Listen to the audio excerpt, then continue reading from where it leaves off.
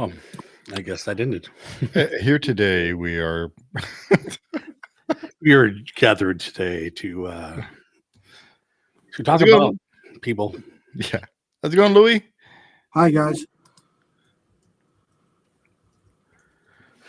Sorry, trying to see who's joining us. Roger that. We are waiting for at least Udi. Not sure if Kenny's internet is working. Yeah, Kenny. Still not. No, Oh, it's not crappy. until after his thing said after 9:00. You sent that to me, by the way. That you didn't send it to him. Oh, I thought it was on the other one. No, I have like 20 chats. I know. Yeah, I bet you do. The puppet master pulling on them strings. I know. Oh, that's Udi. Udi's the hot master. No, use like the The Stromboli and the trail master. I don't know what he- Yeah. use like the Stromboli and Pinocchio. Yeah, Yeah. Got no strings on me. exactly. Well, while we wait for people, we can start to get into this. I'm sure, Lewis, you probably have lots to say on this subject. Not as much as you think. Oh, okay. However, I did some research because I didn't want to come into this like totally a neophyte and ignorant to the situation. I mean, clearly everybody knows that Iger and the Walt Disney, the board of directors of the Walt Disney Company right now have pledged, what is it? I think 60 billion United States dollars to the company as a whole, specifically the experiences division. So, but I've been reading a lot of articles about where the 60 billion is going. Mostly overseas. And no, believe it or not, from what I read, the majority of it's going to the cruise line. Oh, well, that too, yeah. And it's going to DLRA. Really? Not Walt Disney World. For Disney Forward, then, I would guess. The majority of it's going to Disney Forward project as far as land projects in the United States. However, I did read this one obscure report in South Carolina that Vero Beach is going to get, I think, something like $3 million to improve their infrastructure at the Vero Beach Resort. But it was really, really obscure, real, just I had to dig deep for that one. But as far as Disney real estate in the continental United States, the majority of that allotted 60 billion, a portion of that $60 billion is going, majority of it's going to DLRA. Huh. Well, that's exciting. Yeah, I mean that's good. for you West Coast people. Yeah. Well, I mean, it's absolutely. been a while since they spent money on over there. Fransokio. I mean, they spent money on that. That's like That was nothing. like, It's just like a repaint. And yeah, it's like that's like a $10 regular. Let's put up some. What do you call it? Bridge construction iron. It's a few new signs, some paint jobs, and literally a snap together bridge that went over the existing thing. You mean so it was just a nice holiday overlay, if you will. That's what practically is. Like a little erector set that they put together. No. I feel what you're saying, like the holiday overlay for the Haunted Mansion, for example. It's like that, Yeah. but it's a little more permanent. It's permanent, but it was built like that. Maybe if they I think the Haunted Mansion was overlays built better than San Francisco. Steve, you would think it was. I'll tell you that right now. Not because it's DCA or anything. Speaking about that, so I've been getting a lot of Disney love for my savage hot take on the Walt Disney World version of the Hatbox Ghost. I've been getting a lot of what do you call it? But a lot of reprisals for it. A lot of tongue lashing. Like, how can you say that? I'm like, it's easy to say it. He's in the wrong place. You know what I mean? I'm going to say it. The truth hurts. You know, like yay, we got a fifth generation audio animatronic. Yay. It's in the wrong place. Like move him 200 meters forward, we'll be fine. Call it a day. You know what I mean? But they don't want to hear that. They just want to, ooh, Hatbox Ghost. Ooh. I think it's because of the new movie, the Haunted Mansion movie that came out last year with Owen Wilson and Rosario Dawson. I think that's the reason why everybody was so excited about the Hatbox Ghost making his appearance at WDW. Right. Yeah, and that's probably the reason it's in the wrong place as well. At least you got one. That's what they're all saying. You know, Steve, I would rather not have the Hotbox Ghost than have where him in the it wrong is. Place. Exactly. Yeah. Because like at Disneyland, I think it's in the perfect spot. He's in the perfect spot. Agreed. Yeah. Agreed. Yeah. You know, right before the attic. Like he's literally right outside the attic. There he is. He is beckoning you going out into the window. attic. Yeah. Right. Well, so I guess what we are getting into is why Bob Iger has recently done these changes. Hey. Oh, hello. Hi, Rhonda.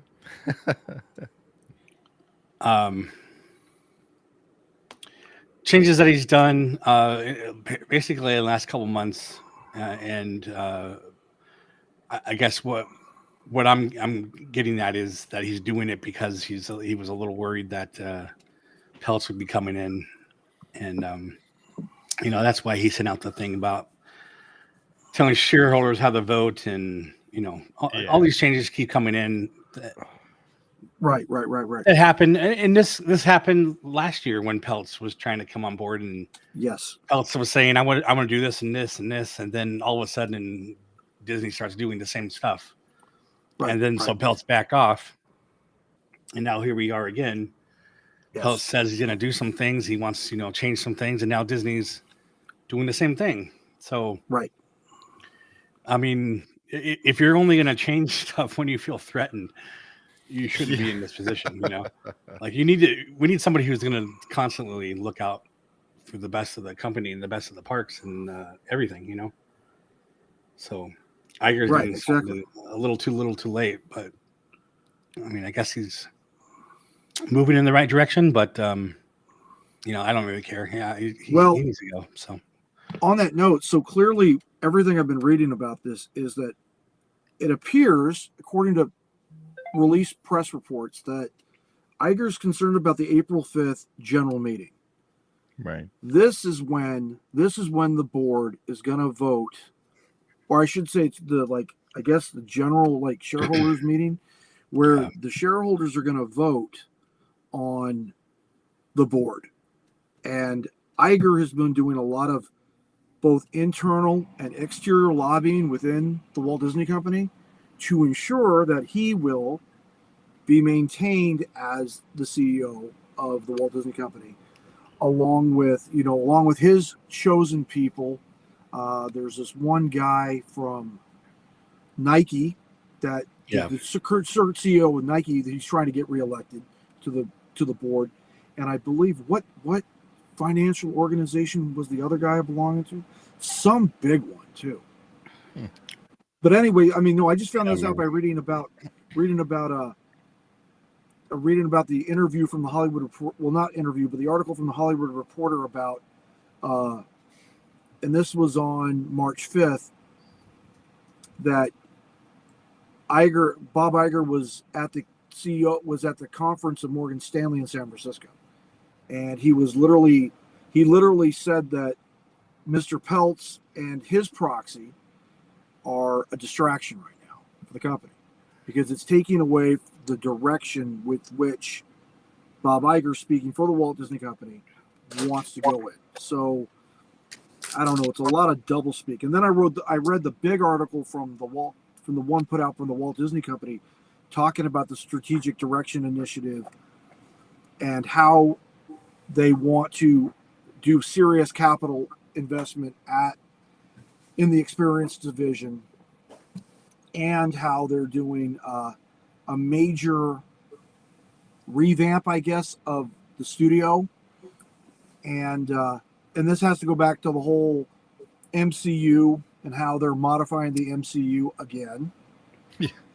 and it's just like, what? Oh yeah, and the big takeaway from that article was it was confirmed by the Walt Disney Company that the Avatar experience is coming to DLRA. That has been confirmed by the company, and it's really a land. Well, Right. it keeps going back and forth.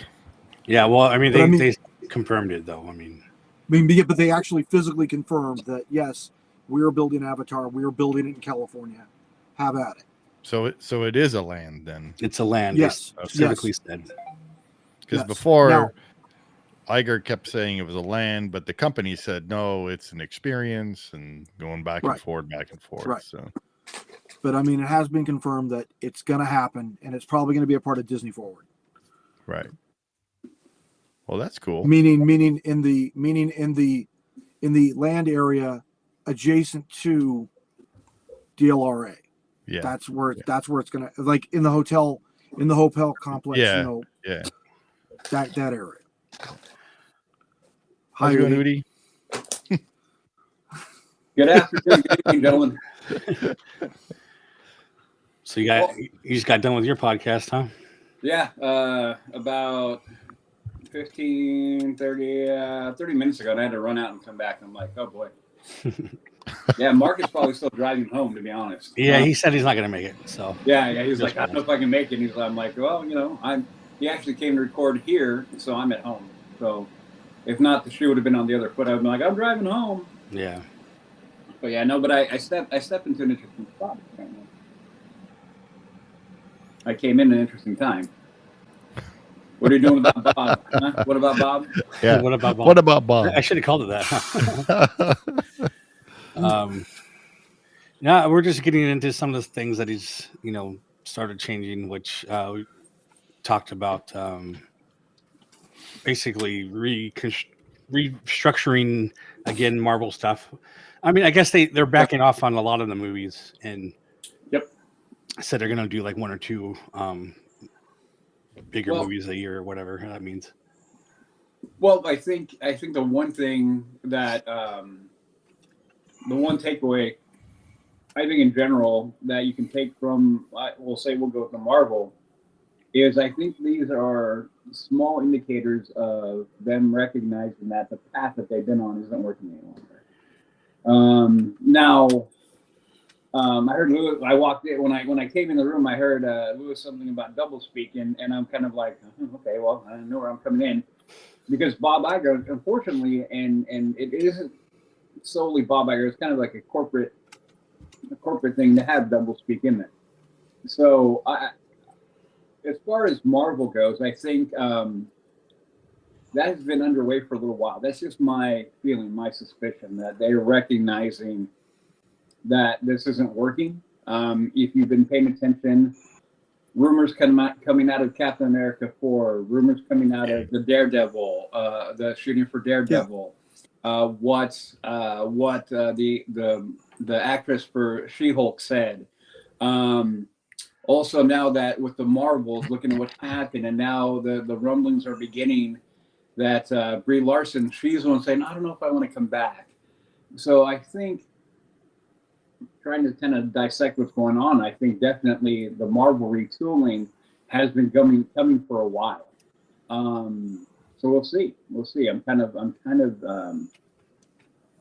cautiously optimistic.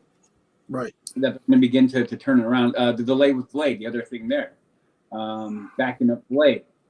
They fired the showrunner for X-Men 97 before the premiere. All these things that are popping up, you're like, holy cow, like, this is all insane.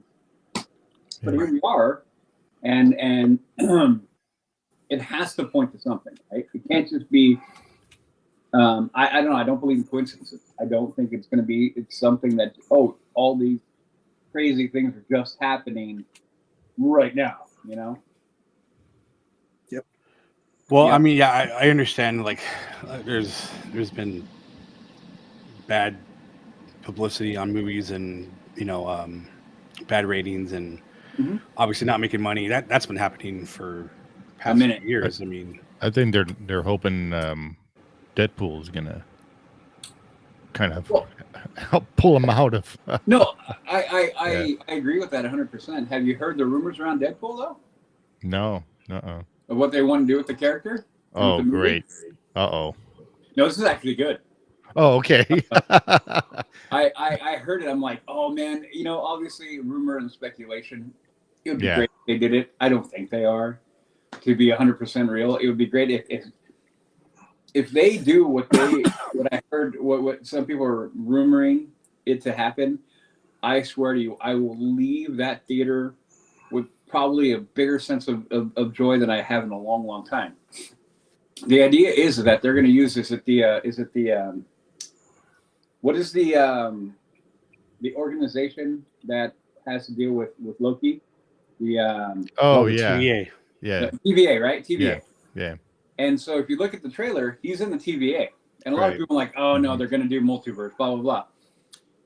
But a lot of people are pointing out, how did Deadpool 2 end? Remember that? Yeah, I can't remember. He was cleaning up the timeline. Oh, was- that's right. Yeah. He had that little pager thing or whatever. Right. Yeah. He was jumping around and he was Yeah. cleaning up the other. So a lot of people are like, is that a coincidence now? Maybe he's going to run around and they're going to use him to start cleaning up the timeline. Now, Yeah. that is a huge leap. I know. Yeah.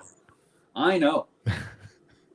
But wouldn't it be a perfect vehicle and a perfect character to actually do that with? And then they can just don't have to admit to, hey, we didn't do so good over here. They can just be like, boop, Let's start turn over. the corner Yeah. and turn the corner nicely and be like, hey, we knew it all along. So it would be great. I don't think it's going to happen, but man, would But that we not- know the truth. I mean, even if that happened, like that's a cool way of like doing it in the movie. But here in real life, we still know you just weren't doing as well, and that's like a way to fix it for your continuity. But yeah, it'd be great. I don't think it's going to happen, but it'd be great. It'd be fun. It's fun every once in a while to kind of go out there and be like, man, what if? But yeah, no, but going back to it, yeah, they're absolutely, I think, hitching themselves to Deadpool 3. I mean, really, you look at it Marvel-wise, what else is coming out? Yeah, nothing. Yeah, I think there are some coming out. there's but some stuff, but they canceled. well, like things. Fantastic Four, right? So they're Right. thinking about bringing that, and they better not mess that up because No, you they saw won't. what happened with not the first. The first two were just okay. I mean, it was cool that they actually had the characters. Yeah, but that was in a different era for Exactly. comic book movies. Marvel's been doing. Yeah. They've been doing the same thing they were doing with Star Wars. Like it started out cool, you put in these established directors and whatnot, but then they just like, oh well, you're woke. You made a movie. Here you go. Have this big franchise on, and it just screws up everything. Yeah, they didn't put any thought into it. They just like, oh, I got this movie. Now I'm going to do whatever I want with it. Yeah, I mean, it's one thing to want to foster talent and bring up people who have displayed a knack for directing and storytelling. It's another thing to bring up people for outside reasons. For me, the meritocracy should be above all, right? We all know that Hollywood can be a game and whatnot, but at the end of the day, the meritocracy still needs to be there at some level. So if they've earned that and shown that they can do that, then cool. I mean, let's go back to Sharmina Bechanoy. What was going on there? Not saying she's not a good director and good storyteller, because apparently her documentaries, everything I've heard, are fantastic. But does that translate?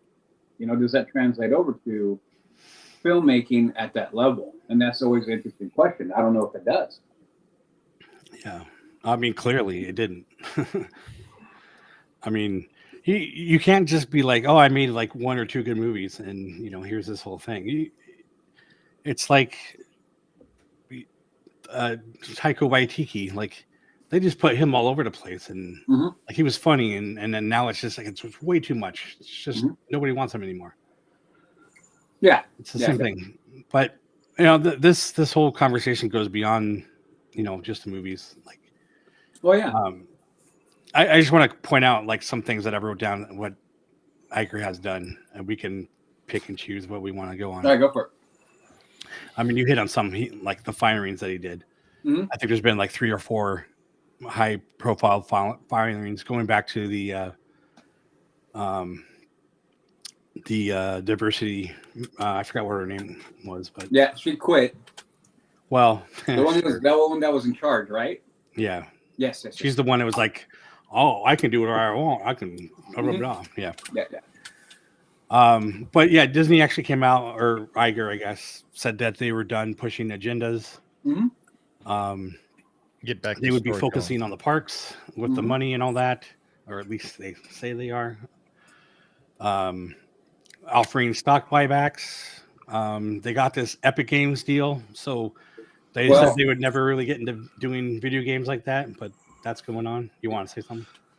Well, is that done? Is that signed and sealed? The Epic Games? I don't know if it's done. Yes, but yes, $1.4 billion, and in the Walt Disney Company article I read was that it's being used to develop a Disney addition to the Fortnite universe. Okay. I guess it's some kind of game popular with children. It is, and I'm not a video game person, so sorry guys. Yeah. But I mean, I know because my granddaughter plays Fortnite and she loves that stuff. So having Walt Disney characters, having Disney characters in that universe, pretty much is going to be like a real big, I don't know, resurrection of the video games division. Like everybody remembers the old Disney Interactive Company, right? Mm-hmm. When they were producing games back at the turn of the century. Yeah, I guess this is like their re-entry into the market with that company. Yeah, well, and the merger partnership. And my thing was, though, I didn't know if it had passed SEC and everything had passed yet. So that's why I was kind of like, I hadn't followed that because I heard that hadn't fully been approved all the way. It hadn't cleared all its regulatory hurdles as of yet. Right. But if it hasn't, okay, cool. I mean, to me, that's a great idea. When he announced that, I'm like, cool. And then I started hearing, well, it's not 100% done. Right. But we're working on it, kind of thing. Like we're like 90% of the way there. Cool. So yeah, I mean, if it's 100% done, that I'm all for that. That's great. Yeah. Yeah, that's what the Walt Disney Company's official communique said, that it's done deal. They spent that $1.4 billion. You know what I mean? Cool. So good. Yeah, great. That is good news. That is good news. I mean, good on them. I mean, like I know a lot. Like my older kids love the old Kingdom Hearts series. Right. A lot of people did. I was never into it. A lot of people did. Huge fans. So I mean, clearly Disney has something there with video game content, and it just needs to be properly developed. Well, and Lucas, when they had Lucas Games and all that. Yeah, stuff, LucasArts, right? Yeah, and I remember when they got rid of the company. You're like, I don't understand those moves. I mean, and then I feel like it's a circle back. Which either way, it's fine if they circle back in and begin producing good content again. As far as video games go, great. Right. I mean, great. I mean, I'm all on board for that. They should actually do like where I used to work for Interplay. It was a production. I know that game company, right? Yeah. So a lot of ideas and stuff from other people and other companies come to Interplay. Yeah. And then they would produce the games and stuff. So Disney actually, with Epic Games, maybe should do something like that, where that way they don't have to put 100% of all their resources into creating the games and just become a developer or, creative input. Yeah. Well, and using IPs. Yeah, and I think it's kind of a savvy way of trying to reestablish themselves into video games without having to take on the overhead of creating the studio and doing all that. And especially now knowing how kind of cash-strapped the company is in some level, and understanding the proxy battle that's been going, all these little factors kind of kind of play into why they did this, and it makes sense for them to have done that. Like I said, I'm glad they did something to kind of re-enter into this, because it is a hugely missed potential market for them. Huge. Yes. So Of course. they have to re-enter into that. I mean, maybe this is another signal that throwing all the eggs into the streaming basket is starting to real. They're going like, okay, maybe not. Hold up a minute. I got some news on the streaming. I got a whole bunch of news on streaming. like Disney, Iger is getting ready to double down. It's on streaming. Crazy. On streaming. He's getting ready to double down. So here's Udi. So here's the deal, right? So according to hit me with it. Hit me. Forbes magazine. Yes, Forbes magazine. I was reading this article in Forbes magazine about the proxy fight. And more or less, the article goes on to say that Bob Iger in this meeting announced that the goal of the Walt Disney Company is to fully transform ESPN into a complete digital service. Okay. That is their goal. At the same time, they're attempting to put Hulu content onto Disney Plus, available to Disney Plus subscribers. Okay. This is another growth of the streaming.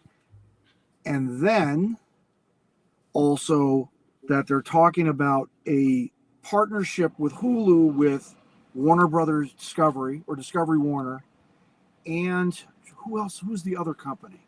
Some other entertainment conglomerate to expand Hulu as a whole. So really, Bob Iger, while he's clearly ignoring the fans opening the back catalog, clearly wants to expand.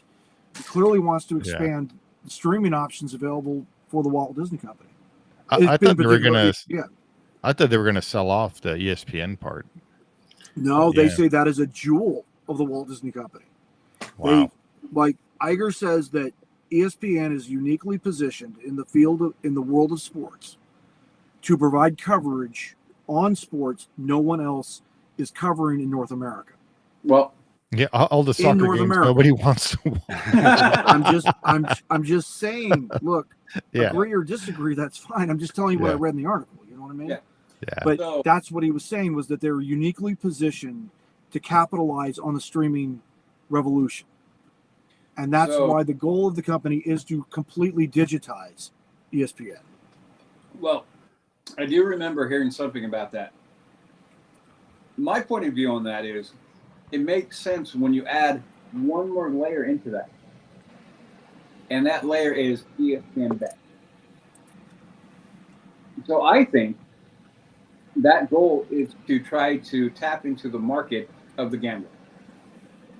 Because if you watch an ESPN game now, and I've been seeing it for a little while because I don't watch a lot of ESPN, but they have the running odds in the corner.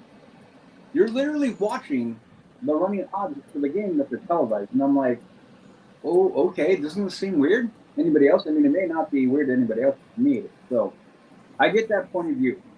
The Hulu part, my thought was that with Hulu, that they would try to integrate into Disney Plus. Now, I thought to myself, then you're just going to burn Hulu down if you do that. Trying to force people onto Disney Plus, which sadly Disney's had the bad habit to try to force people in directions that they want. But if they're not going to do that, and they're going to then bolster and partner with other companies to build up Hulu, good. Right. Good, because Hulu itself is standalone profitability. Yeah. And it's also don't mess with it. Don't mess with it. Right. If you start combining it into Disney Plus, what happens to everybody who has separate subscriptions? You're going to lose that money. So it becomes to play a little Robin Peter to pay Paul game, depending on how you do that. This person cancels. How do you count subscription? Blah blah blah. It winds up being this huge rigmarole. When if they just left Hulu alone and left Disney Plus alone, and I would be of the counter argument that if they're going to roll anything in, they need to roll Disney Plus into Hulu. That's how I would think if you're going to do it. But they also need to roll in all of the Fox properties that they can put up. Well, I know they started doing some stuff, but some of it. So that's the other part of it. So if he leaves Hulu alone and actually partners with other production houses and other providers and other things, then that's actually a smart strategy, because that's basically what Netflix does. Netflix, they could in theory Partners with everybody. copy the Netflix model, but I don't think they have currently, at least they've not shown the savvy ability to learn and how to make that work with Disney Plus. We've had Disney Plus for like 3 years, I think now coming up. 3 is it 2 or 3? 3 or 4. And they haven't grown. They have not been profitable. And so these are all the things I'm like, I hope that works. I hope that's what they do, and I hope they continue to develop Hulu to make that a better brand and not try to pull that in and just do what Iger's done, which is, oh, I'm just going to buy that, and now it's part of business. Like, dude, let that live on its own. It's a breathing, successful entity. Yeah. Help it and let it grow and help it grow. Yeah. So that would be great. Well, like with CNN or like with ESPN. ESPN is a jewel of the Walt Disney Company, and it would be foolish to sell it. I mean, really would.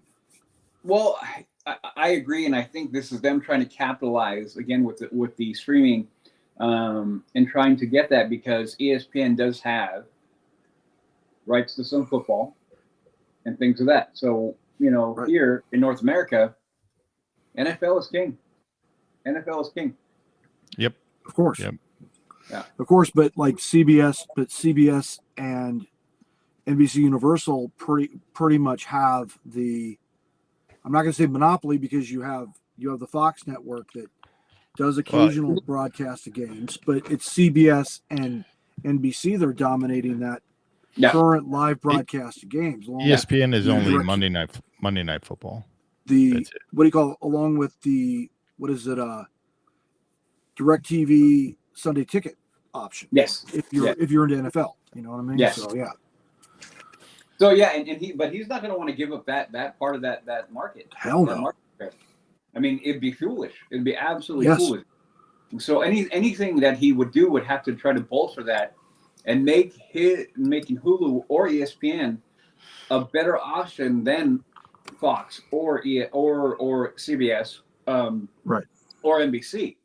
So yeah, because it's true. I mean, whatever games I caught, I was either on Peacock or on and then on Paramount Plus. Paramount Plus, right? Yeah, and I caught a ton of games on those streaming services. And so, if he can pull this off, and this is where again track history is what it is. It doesn't. I don't know if he can. If they can pull it off, then that bodes well for the overall, financial health of the company. Right. Yeah. Now, that being said, though, I wonder how much of this is coming into play because of the proxy battle. That I'm really curious, because right now they're trying to do everything they possibly can to make themselves look good, so that anybody, whether it be Blackwell's or Trian or whoever, make it least desirable for them and say, look, no, I told you, because their statements coming out is like, we don't need this right now. I don't know if you guys have read the statement. Paraphrasing is, we don't need this right now. We're on track. It'll only distract us, blah, blah, blah, blah. And so we don't need this. But they're only on track because of that. And there we go. And see, there's the catch-22, right? So this is why I go there. This is why I wonder, is like, okay, so if Bob, you didn't have this pressure coming from underneath, would you be enacting these moves? I don't think so. Well, yeah, I mean, we have the whole previous year to show that he hadn't done nothing. I remember you saying that all the time. Like, he just came aboard, and we're all excited that he's back, and he's going to expect all these things to happen, and nothing happened. I remember. Yeah. I remember. Nick here has a comment that I think kind of ties into all this, and I didn't think about this either, but the whole thing won't fit on here. But He's basically saying, why are we not bringing back the employees that were fired or laid off during COVID? Oh, it's you know easy. what? Oh, go ahead, Luz. Right. So the entire reason why we're not seeing the reestablishment of experiences employees coming back to work for the company is because Disney lost huge with the writer strike. They lost huge with the writer actor strike. They lost, and now they gotta like backtrack and try to figure out this whole residual scheme that they're gonna have to start paying actors and writers, so they don't have time to go ahead and unscrew the mess they made at the parks. Sorry, the employee priority now is on literally on the studio side, not on the experiences side. Just my hot take, if that's what you want to know. Right. No, I dude, spot I on. took a bath, man. Yo, no, spot on. This is what I constantly say on my show. The reason why we get into kind of like a little bit of a tizzy and a little hot blood about the failure in the box office is because it directly affects the park. Whether or not you think that's right doesn't even matter. It's what's happening. So they take the bath over there. They need to figure out, well, what are we going to do? So they have to do everything they can to keep the cost as low as possible in the park. So yeah, maintenance and the signs are there. The park isn't as nice as it is. More one-on-ones, not as many employees. Trying to force people to do the online this and online that. It reduces overhead and personnel. Period. Absolutely. Reservation system is still in place because of that. No other reason. So the sooner that Lucasfilm, Marvel Studios, Disney Film, Animation, Pixar, the sooner that they can begin to turn a profit again, the better the park is going to be. But until then, and we're going to be talking years down the road, because exactly right, with the strike, they took it they took it straight in the face, because now this is going to trickle down 4 years because they have no production. So now what you're going to get, and you have to be, and this is why Bob is actually, even though I think it's more because he's trying to save face, but he's actually correct and say we need to slow everything down. Yeah, one, because you don't have the people to do it as much anymore, and two, you can't afford to swing and miss anymore. That buffer that you had built with Star Wars and then with Marvel and all that buffer, that's all gone. COVID helped take that out, and then that writer strike just came in. Whatever was left, and just like boom, out the door. Yep. So this is ate it all. What was that? It ate it all. It ate it all. The strike Everything. ate every last bit of the residual reserve they had. Yep. And now they're literally been cut to the bone. And I believe this is one of the reasons why Iger is suggesting making all these promises, is suggesting spending $60 billion, is because, like we were talking before, the cast, Jason, I believe he's genuinely afraid. He's afraid of Nelson. He's afraid of Nelson. 100%. He's afraid of the Blackwells. Mm-hmm. And not he's as afraid much, of them. He's afraid of them trying to get on that board. And then of course with Nelson Peltz and the Blackwells, they would make real concrete change, as you've been talking about for years. Yeah. The Hammer will, if Tryon or the Blackwells, I'm more than Tryons. I think Blackwells will be kind of a maybe more of a speed bump in what he wants to do. While if Nelson Peltz and why can't I think of his name? The CFO, the old CFO. The Jay Rasulo. Yeah, Jay Rasulo. Uh-huh. Yeah, if they get the board, they're going to full on walk over to the driver and be like, "No, we're turning this way." Yep. And he'll start telling people, everybody, we need to turn this way. Yep. So absolutely, Bob Iger is. I mean, he's let his ego get in the way. He really has, and it's sad. And I keep just like Chapek before him. Yeah, well, and Chapek was a different animal, and I still, and we'll never know. I'm still of the mind, like, you give him the remainder of that contract that he had, I don't think we're in the mess that we're in. I don't think so either. I really don't. Now, we'll never know. But he was whole, like, how did I put it? I described it often. He's like, he is not the person that we want, but he's the devil we need at that moment. So at the moment when he came in and he saw what happened with COVID and all this, you look at the stock prices, he was doing what he needed to do to elevate the company. Now, that being said, do I think that eventually near the end of this, because he had three years and then they signed him up they re-signed for another 3. Do I think by the end of year 2, if he would have made it that far, I would have been calling for him to hit the bricks? Absolutely, because of how he is. But in that moment, in that window, he did what he needed to do, and actually the company thrived in a very difficult situation. But he would have had to have done it, no doubt. So it's so weird that we're here and then we have no clear-cut path when we should. You know what I'm saying? Right. So Iger and so I don't know if you've seen that there was 4 names that got dropped. Right. Yes. That was one of my things on the list too. Yeah, for possible now, and I'm like, and I kind of scratched my head when I saw those names drop. I'm like, again, would we have gotten him to do any of that without I don't think so. Nelson Peltz? No, I mean, Peltz is asking for him to resign, so they're like, well, here's my replacements now, or possible candidates or whatever. See, we're thinking about it. Well, like I said, one of the things that Nelson Peltz asked for was and it came up last time, and it's come up this time, is a clear-cut succession plan. Right. And now, randomly, out of the blue, 4 names drop. And I'm like, where did these names come from? Like, I read the names, I'm like, okay, well, there's a couple in there.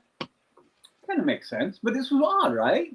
Again, these are all the things that are happening. And I'm like, are you only doing this because you're actually beginning to fear the push from Triad, from Nelson Peltz? It has to be. It has to be. Why would you have some of those people listed on there? Like, you have some of them who were just running one park.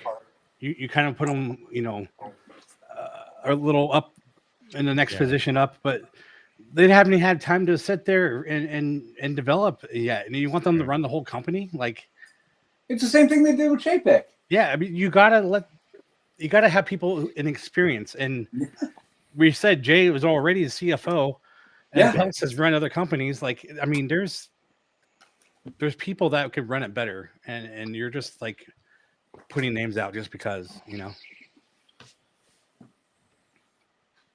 Rhonda just came back from Disneyland, and so This is Rhonda's like assessment. Of she just went deferred maintenance. Yeah, she just went to Disneyland, so just came back. Yeah, and again, like we were just talking about, this is why. This is exactly why, because they've been taking a hit at the box office, and you cannot lose. I mean, it's got to be in the billions, right? That they've lost in film, not only with production but promotion, marketing, right? And market, it's both. It's 2 sides of the coin, right? Of course. And you can't do that and not feel it somewhere. And of course, the biggest thing that's going to be the most overhead and maintenance is the parks. Of course, right? But it's also the one thing that pays for everything else. Yeah. So, I mean, that should be your first focus. I mean, that makes sense. Oh, I agree. I mean, that's one of the things that I've been talking about for a while now. Like, if you do not maintain the park and maintain its value and its perception of value, that vein of cash will begin to dry up. So and then hearing, I get sad every time I hear people come back from the park and say, yeah, I saw this. That looked rusty. This was not painted. That looked disheveled. That looked broken down. this attraction went down, then that one went down, and then that one went down. I'm like, holy, wow. These are all issues that are all stemming from that, man. It's all stemming from massive studio failure. Yeah, So, which Udi, extends from them not having proper people to make those movies. I applied to be to work there to do that stuff. They didn't want me. so Udi, here's a genuine question from your perspective, based on the lack of studio profit influencing the state of neglected or deferred maintenance at the parks. Do you honestly believe this could be an answer for why Tomorrowland is in such a sorry mess that it is currently at DLRA? I think, honestly, there is a degree of that, yes. Now, Tomorrowland has been the forgotten land for more than just a few reasons. It's been the forgotten land for about 2 decades. So since the turn of the century? Yes. Okay. Absolutely. Coming up as a kid, growing up, I often say that Tomorrowland was where I went. You know, we like Exactly. down Main Street, hit the hub, and boom to the right, because it was the future. It was exciting. But it hasn't advanced from when I was a kid. No. So that there is a level of that. I think all it's done is exacerbate that problem. That I think, if you really look at it, if none of this had happened, we could have probably had a better sense of them doing something with that land.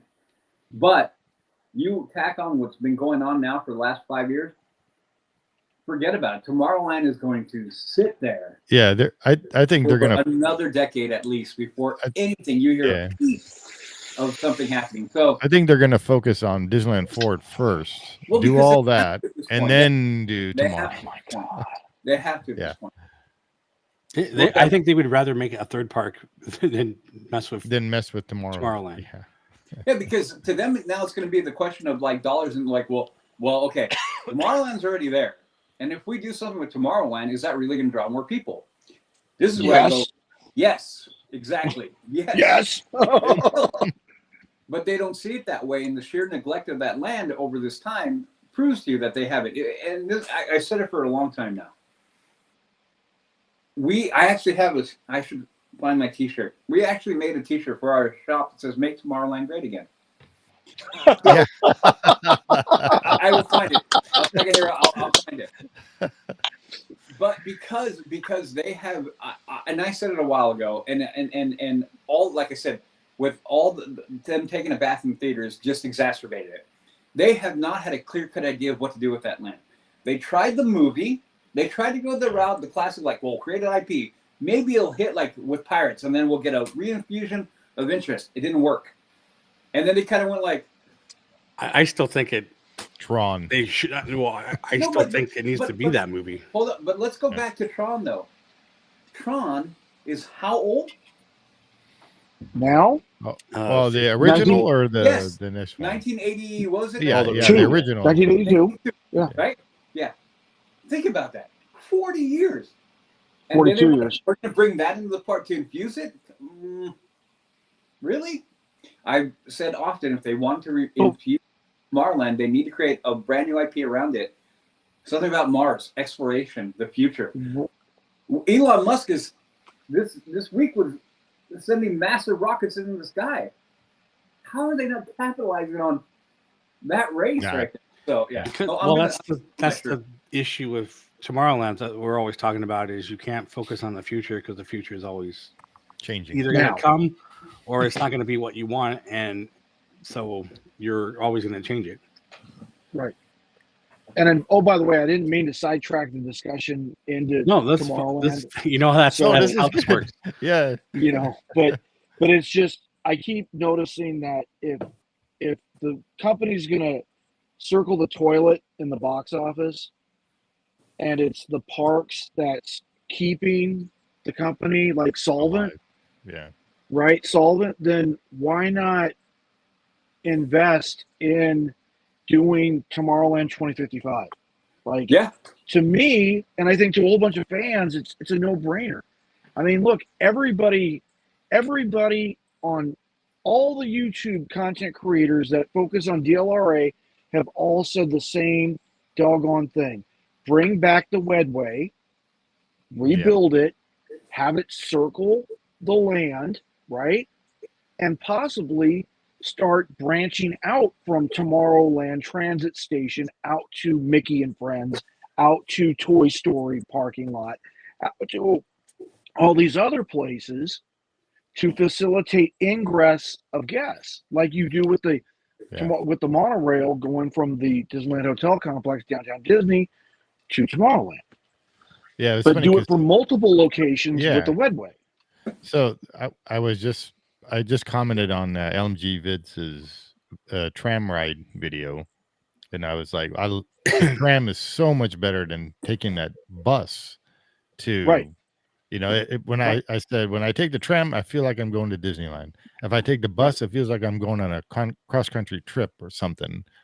Right. And a few other people said, well, they like taking the bus because it's less people and it's, I guess, faster. I don't know. I only taken the bus one time and I hated it, and that's why I never took it again. And I was like, well, I bet you if Walt was still alive and had his Imagineers work on it, there's no way they'd be taking a bus. They'll be taking something like the People Mover from Toy Story parking lot, or exactly, you know, or some other form of transportation, or a Von Roll BR 101. Yeah, there you go. Exactly. Yep. Exactly.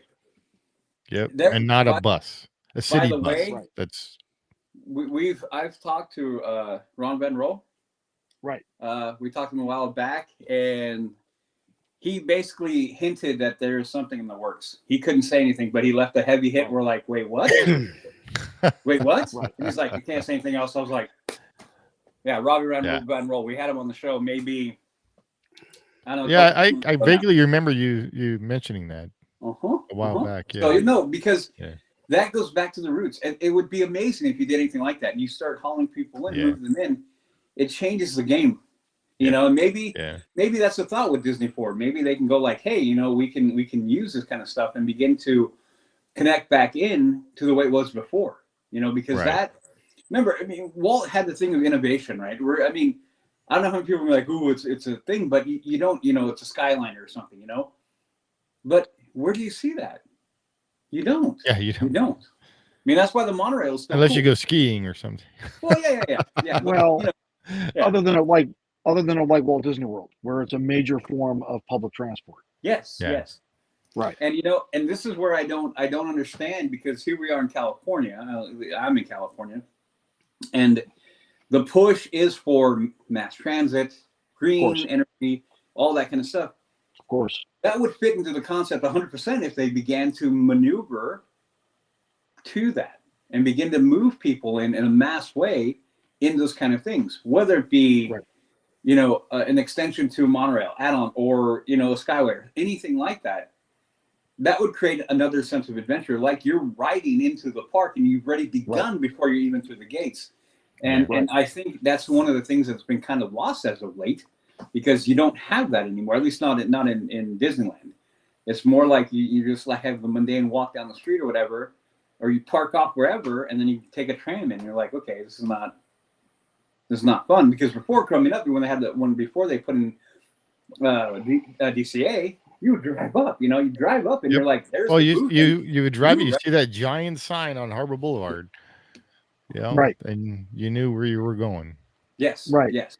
And so that needs to be recaptured. And I couldn't see why doing something along those lines, and maybe with Disney Forward, they can actually begin to be like, hey, let's open up our minds, oddly enough, by going backwards a little bit. Yeah. To what worked in the past. Yes. Yeah. What worked in the past would work in the future.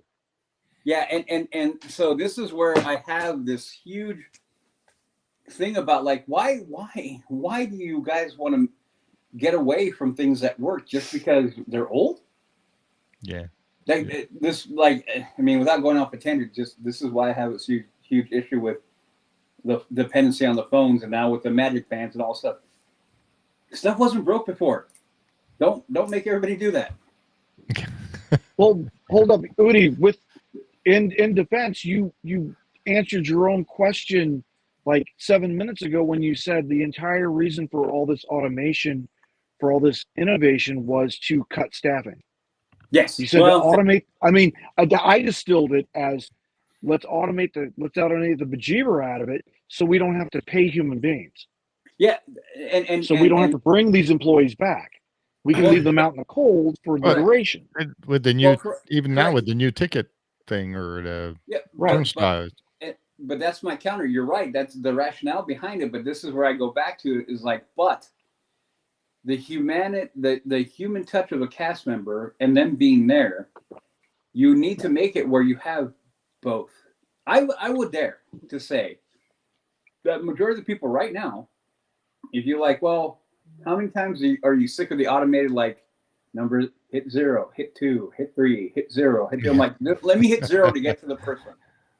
And I still think a lot of people are going to be like, I'd infinitely rather be like, going into the park, go like, beep, how are you doing? Talking to cast member, I'm doing great. That human interaction, and interactivity with humanity, it connects beyond the machine. So I see why Disney would, but this is what I'm saying. They need to backtrack from that and recognize that humanity connects us all. So they need to somehow regain some of that. They have to. Because if not, it becomes a turnstile machine and nobody really cares anymore. You know, an automat. It loses its touch. It loses its luster. Right. So, and I can't find my shirt. Holy crap, where'd I put this thing? Like, literally, I'm like, it should be right. Oh, no, it's not right here. Do you have a picture of it? It's on our website. Maybe I'll find it.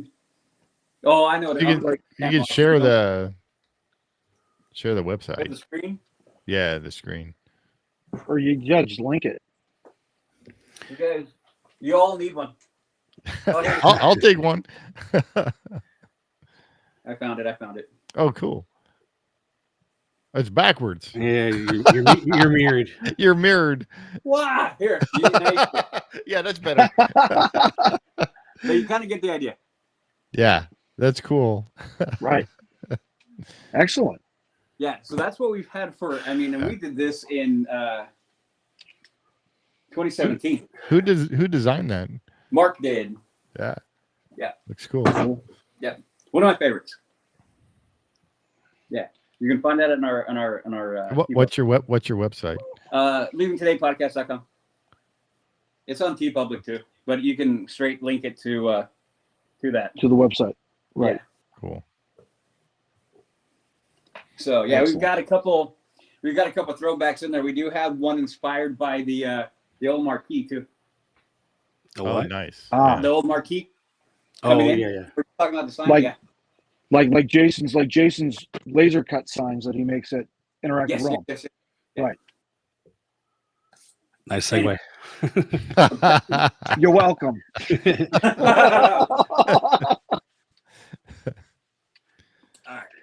Piggybacking what you were talking about, though, Udi, and Steve, you mentioned the turnstiles. They still have to have people standing there and making sure things are working as they are. So you're not like you actually cutting anybody back there. Yeah. Well, they probably have now, instead of one person per turnstile, they probably have the one per the two or the four. That's right there. You'll be 1 for 2. Yeah. At Walt Disney World, they still have 1-in-1. So for every point of entry, for every entry gate, you have a human being, a cast member, manning that station. So, and let's just do a general point of reference. So, Magic Kingdom on an average day has, I believe, 56 entrance turnstiles to the entrance of Magic Kingdom. So literally, if all of them are open at once, that's 56 cast members just on the gate. You know what I mean? That's not counting anybody else. That's a lot of people. Now, do they ever open all 56? They don't. They open, I think, the most I've ever seen them open, I believe, was like 38 at once. Okay. And that was at the beginning of the day, right before rope drop. Yeah. Mm-hmm. Right. And then at night they reduce it to like 3. Yeah, but does that include the Magic Band entry and all that? Oh yeah, that's everything. Sure. Okay, So okay. you know, it's so like at Magic Kingdom, it's different than let's say DC DLRA. So when you get to the TTCC or Ticket Transportation Center, what there is there's a security checkpoint. Mhm. So you Okay. enter the security checkpoint and you're screened, and you go through the detection device, and then you select your mode of transportation over to Magic Kingdom, which is either the ferry boats or the monorail. And you do that, and that's complimentary. They want you to take those modes of transportation because you're not going to walk across the lagoon. I promise you that. I And still think so that's so you weird that you can't walk into the park. well, you can from the Contemporary Resort Hotel, and you can if you do the real long roundabout from like where is it? The Coronado, I think. But it's a hike, man. I mean, it's like literally a 6 kilometer hike from like Coronado. You know Wow. what I mean? Whereas from Yeah. Contemporary, it's only about 800 meters. Forgive me for going on metric. I know, Jason, Yeah, you yeah. can't stand it. I get it, okay? But I got you it's with what I metric. know. It's what I know, man. I'm sorry. You're fine. You're fine with me with metric. I got you. So again, it's an 800-meter walk, which isn't really far per se. You know what I mean? It could be for someone with mobility issues, Yeah. but Yeah.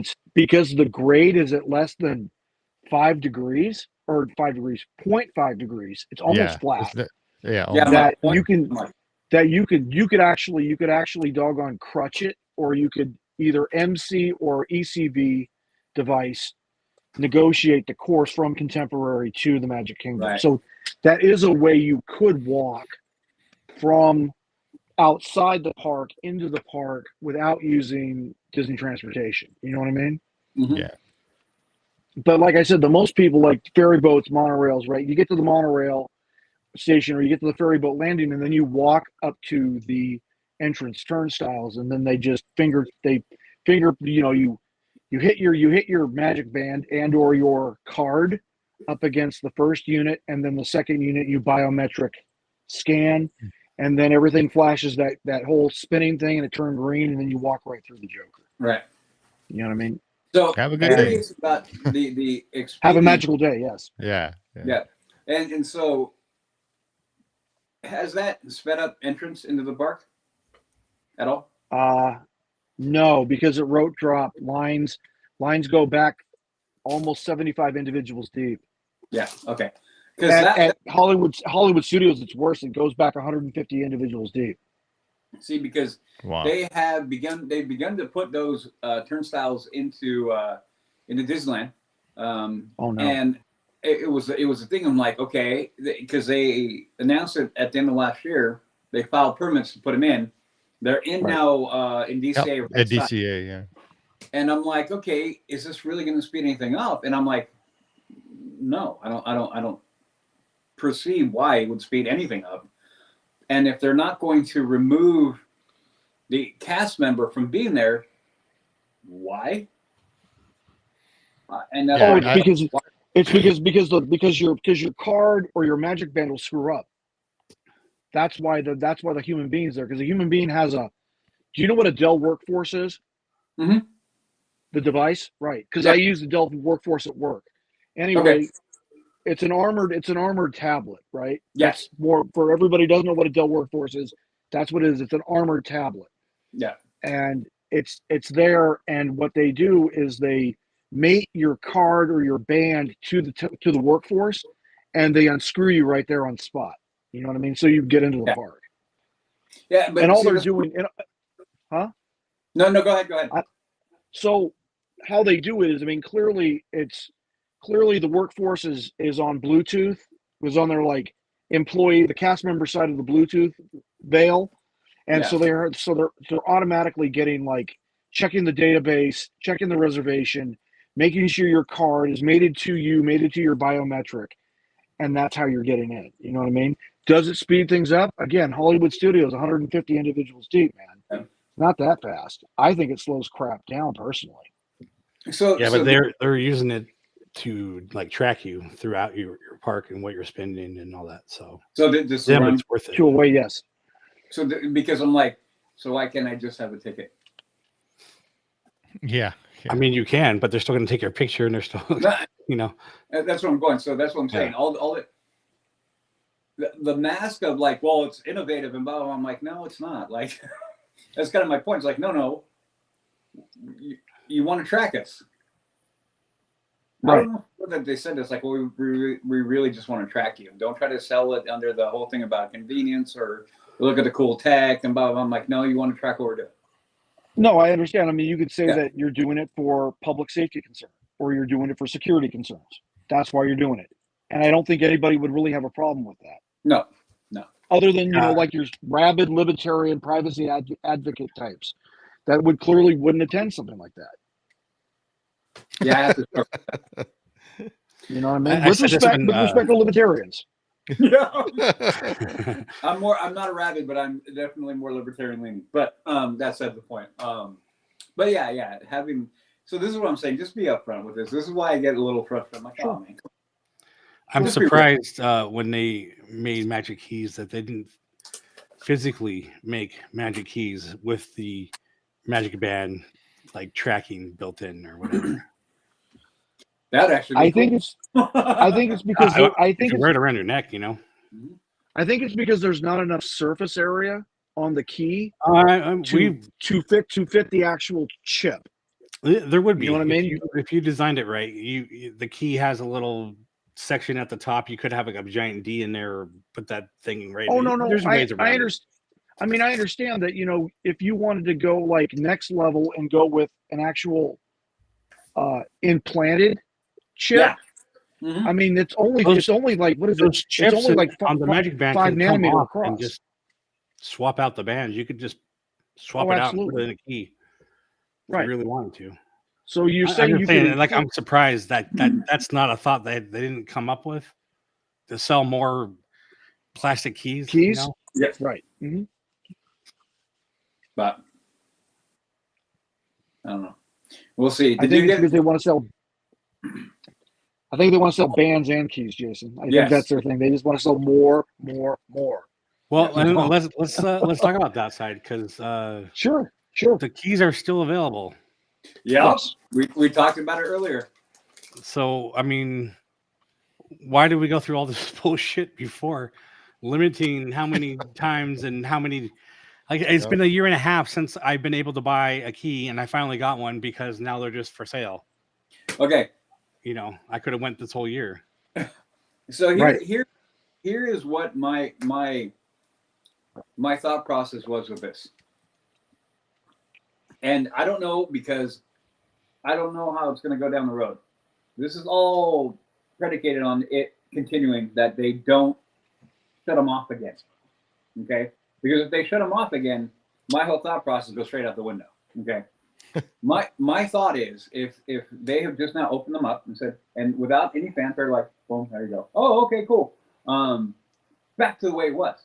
Like, they were just there. You could get them. The artificial scarcity being created by we're going to sell them out. I think that little game has been given up now. Okay, no, we don't care anymore. That on top of it being, they need more money. They do. So why would you do that anymore? So, okay, we'll increase that revenue, that bit of revenue. And it could also be the fact that they're understanding that we need to go back a little bit and begin to regain the people we've lost, that have gotten, why do I need to get this? Why do I need to do this? Why do I need to do that? When there are literally courses out there right now that has to teach you how to spend a Disneyland day, that's for real. That should automatically tell you it's too complex. So to me, if they continue to just, now they don't close them off again, that's a sign that Disney's like, okay, we're not going to do that anymore. It's a positive for me. The other thing that I said, and we just talked about it on my show when we recorded earlier, the day I will be happy and be like, Disney is finally getting it, is the second they drop reservations. Once they drop that layer of reservations, that is going to be one of the biggest signs that says, all that crap, all this control, we're giving it up because we realize we've gone too far. That game that we tried to push on the Disney faithful is no longer working, and we see it. Sorry, they won't say sorry, but they're just going to disappear. And I said it the day that happens, and I stopped seeing, like, even the announcement of the Magic Key.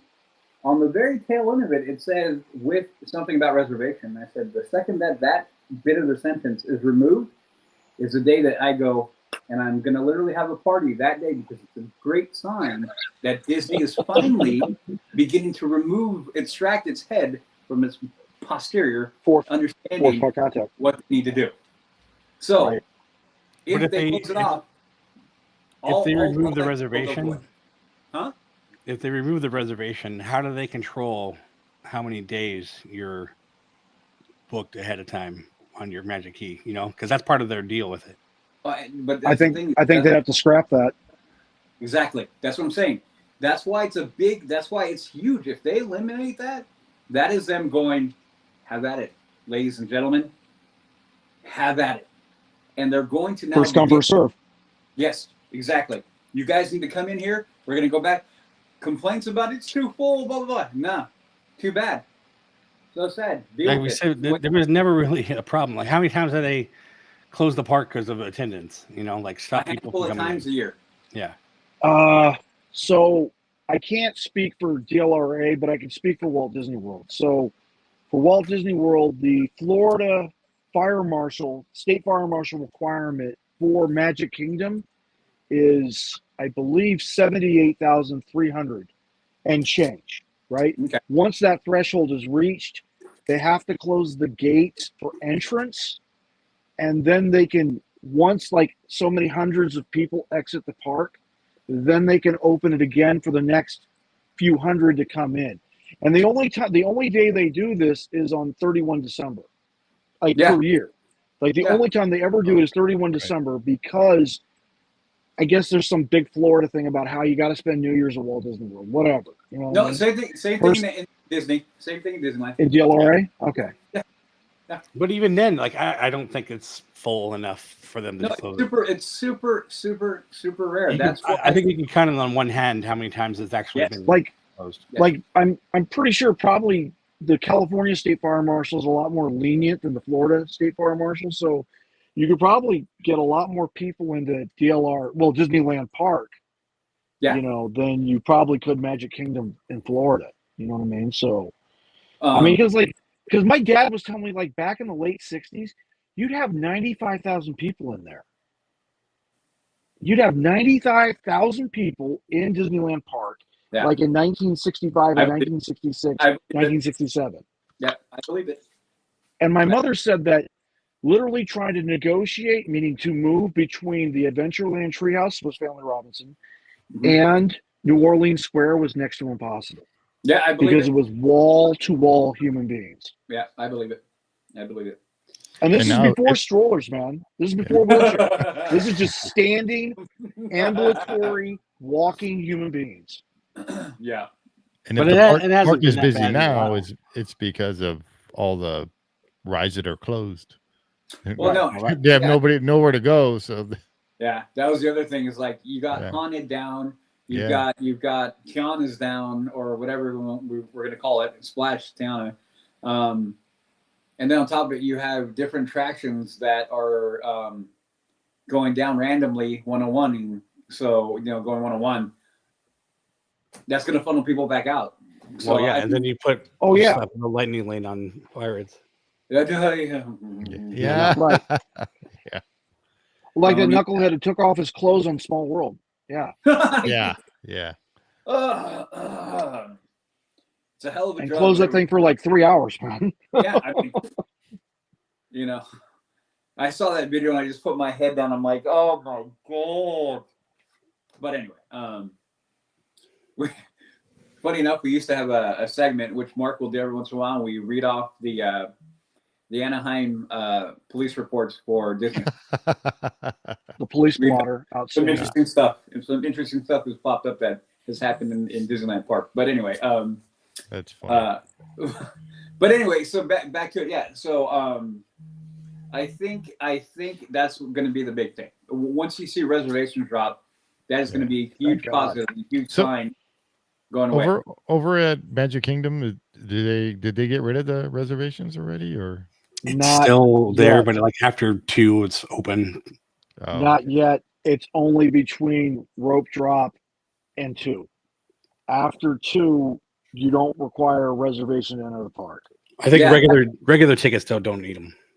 No, you don't. Yeah. If you're literally buying a day admission or a 3-day admission, you don't have to need a reservation anymore. Yeah.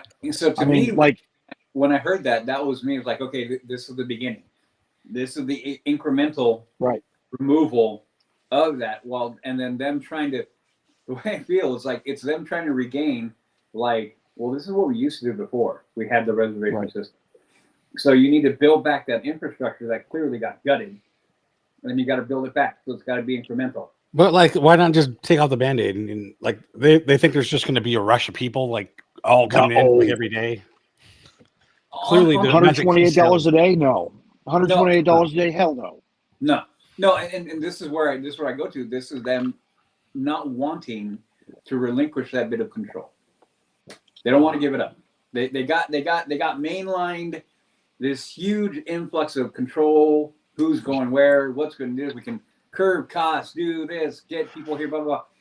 The overwhelming data and metadata they got from reservations alone, I mean, that's got to be a hell of a drug for them to logistically plan it out. So for them to remove that is a big thing. It's like they're weaning themselves off of that. You know, that's the way I can say they're weaning themselves off of that. And they can't do it all. They're not going to rip the Band-Aid off. There's no way. They wouldn't know what to do with themselves, which is sad, but it's true. But conversely speaking, wouldn't it make sense to do it? Because people on reservations, especially Magic Key holders, they're not spending the money that day ticket holders are. They're not buying the merch. They're not buying the food and beverage. They're not paying for the add-ons like here in Florida, Bibbidi Bobbidi Boo, or like build a lightsaber, build a droid, or what have you. They're not doing that. You know, they're coming in, they're watching a show, they're going a couple rides, they're going home. They're not spending their money. I figured you want your guests to spend I think at their entire life Disneyland, savings up there. though, they were saying that a lot of the pass holders were the ones spending more money. they were getting the On popcorn food and- buckets. They were yeah. getting all the specialty Oh, items and stuff like that. the resellers, right? Well, I mean, not that too, but- solely. So no, but here's what I always say, because I've heard that argument often is like, hey, but you know the Magic Key and the pass holder aren't spending that much money in there, and I go, but maybe that's true, but they're also not occupying your park very much. They're coming in for a couple hours. Maybe they will buy dinner there, maybe they won't, but they're not. That revenue stream is constant. It's coming. It's not going away. So if they come in and you don't get the add-on, but you still have that. So what if they didn't come in?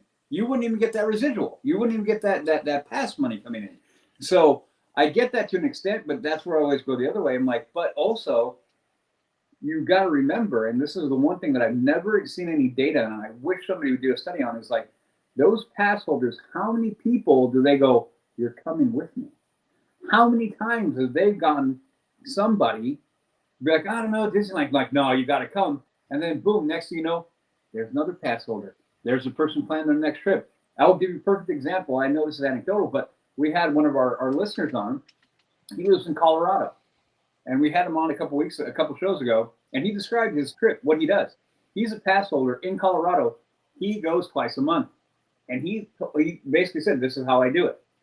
In that course of the conversation, he said, I've also had people who are like, I don't want to go. He's like, no. We're going to go. I'm going to pay for you. We're going to go. He has converted a group of people now that are all now Disney fans. So there is something to be said about the Disney faithful bringing more people in. And if you piss them off, the word of mouth is huge. Remember this. The word of mouth can carry more than any advertiser or anything. What Kenny was saying, too. Yeah, well, like Right. Christy, myself, and Joey used to go and meet up all the time. Yeah. Like, And- okay, and- so I was just there. I was just in Phoenix. Yeah. And Christy and I had a conversation about this. Yeah. Because Ty, her son, is there, and Ty's like, I want to go back. And she looked at Ty, and then this started the conversation was, they've priced me out right now. Yeah. And I'm like, see this, and Disney's and Christy is a good example of a Disney faithful who's like, I can't do this right now. Like I can't. Disney is pushed so hard that I can't go. Like she wants to go, she wants to take her son, Right. kid, but and that's the key thing though on that is that she won't go unless she has a key, and she can't buy the key. But it's the same thing as me. I didn't go because I didn't have a key. It just doesn't make sense. Right. So now I finally, after a year or so, I have a key. Now I want to try to go down, but I can't go with my friend who is priced out. Yeah, exactly. And now Mark picked up a key, my co-host, and he's like, when you going? I'm like, bro, I don't know. I don't know when I can go yet. Yeah. And this is what I'm saying. All these things are all like just all symptoms of the overall problems with what's been going on. All of it. Right. Yeah. Wow. Yeah, I still don't understand the whole monthly payment for California residents either. Special. They're not the ones that actually need that. Here's a cheaper ticket, and you can pay monthly on it. No. But no. Only the SoCal and the SoCal. That's what I mean. That one's trash. That one's a trash. It doesn't make any sense. No, because you got to remember, Disneyland is the locals' park. It's I get that, but they want people from out of state to come. Yeah, no, I don't. No, I agree with you. I don't get it. Why they make it difficult for people from out of state to come? I don't know. I don't know. They think we're gonna like stop paying on a magic key. No, and honestly, you're a great example, Jake. You're a great example. You're in Phoenix. You're a 4 or 5 hour drive away. You're actually closer to me to the park than I am, driving wise. Yeah. And yet you couldn't get a magic key. And when you go, you will spend money in the park. You will. You may not spend a ton of it. You may go buy something, a churro. Clearly, I buy stuff. Exactly. And see what I'm saying? So that's why I always go like, when I hear that, I'm like, no, but the Disney faithful, man, the guys the vast majority of the people who are buying magic keys are Disney faithful. They know what they're doing. Now they may be a little bit more pinpoint in how they spend their money. They might a little bit more pinpoint, and they won't just do like buy a whole bunch. But most of the time, they're going to spend money there. They will. Louis, this internet crashed. I just realized my Darth Vader fell. My helmet. The Darth Vader fell? The helmet. I just noticed my helmet's gone. But anyway, so yeah, I even though we're having all the, we're talking about all these things, I honestly feel though that everything's turning around. I really do. Yeah. I'm still very, to put it away, I'm very white-pilled over everything. I really am. I think all the outside pressures that have been coming, we're now beginning to see the effects of bad business and bad decisions. And while I'm not happy that it hurts the company, I'm also happy that because it's making them recognize. Yeah, they're realizing. Hey, we haven't been doing that good of a job. We've been standing on the shoulders of giants, and we're failing at continuing that legacy. And sadly, it has to take them taking a hit in the wallet. But part of me is like, good. I'm glad it's happening, and I'm glad that it looks like they're recognizing. Because I mean, again, it takes them being threatened to realize this. To me, that means you don't know what the hell you're doing, because you should be seeing this the whole time. See, but to me, that's a different discussion. Well, I realize, but why would we want them still in control? Well, so this is what it is. So as I see it, we don't want them in control. Okay. We don't. Good, because I don't. And end of the day, Bob Iger okay. I was going to say this earlier. When they announced the firing of Chapek and Iger was coming back, we did an episode on my show, and it was Bob versus Bob. And we had the discussion of like how many people were excited that Iger was coming back and how many people weren't. And we had like, I think it was 4 people, and the majority of the people were like, they were happy. Oh, Bob Iger is coming back. And I was the one going, this is bad, guys. This is bad. I'm like, what do you mean? And I kind of started going back. I'm like, look at what he's been doing. All these problems, it's this guy. So I don't think Iger is the right guy anymore. That being said, though, it is taking people from outside to do this. So I guess I'm at that point where I don't care why it's happening. I'm just glad that it is happening. I'm glad that if he's having to correct because of outside pressure, okay, then correct. And if you're not going to correct and you actually feel like you're going to get ousted, and you refuse to, then you get ousted, and then we correct.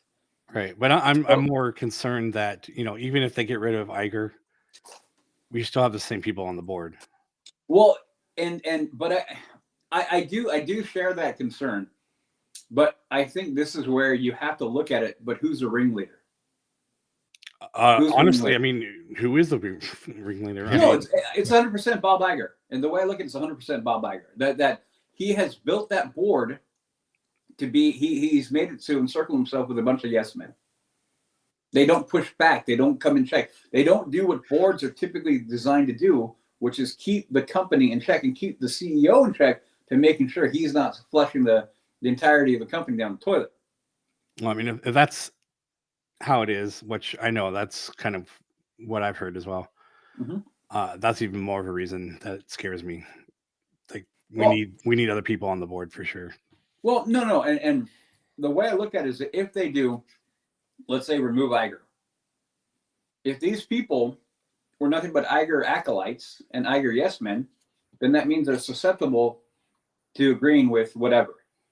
That's why I think they're so afraid about Nelson Peltz and Tryon and Rasulo, because I think they know that they can exert a huge amount of pressure on these people, and they will make the changes. This is why I think Iger is so afraid of this. The fact that Iger has begun this blitz of, pushing back against Tryon Group, to me is a huge sign that he's definitely afraid of them. Well, yeah, right. I mean, that was the whole point of this video. Yeah. I mean, you look at the video, look at the things that they put out.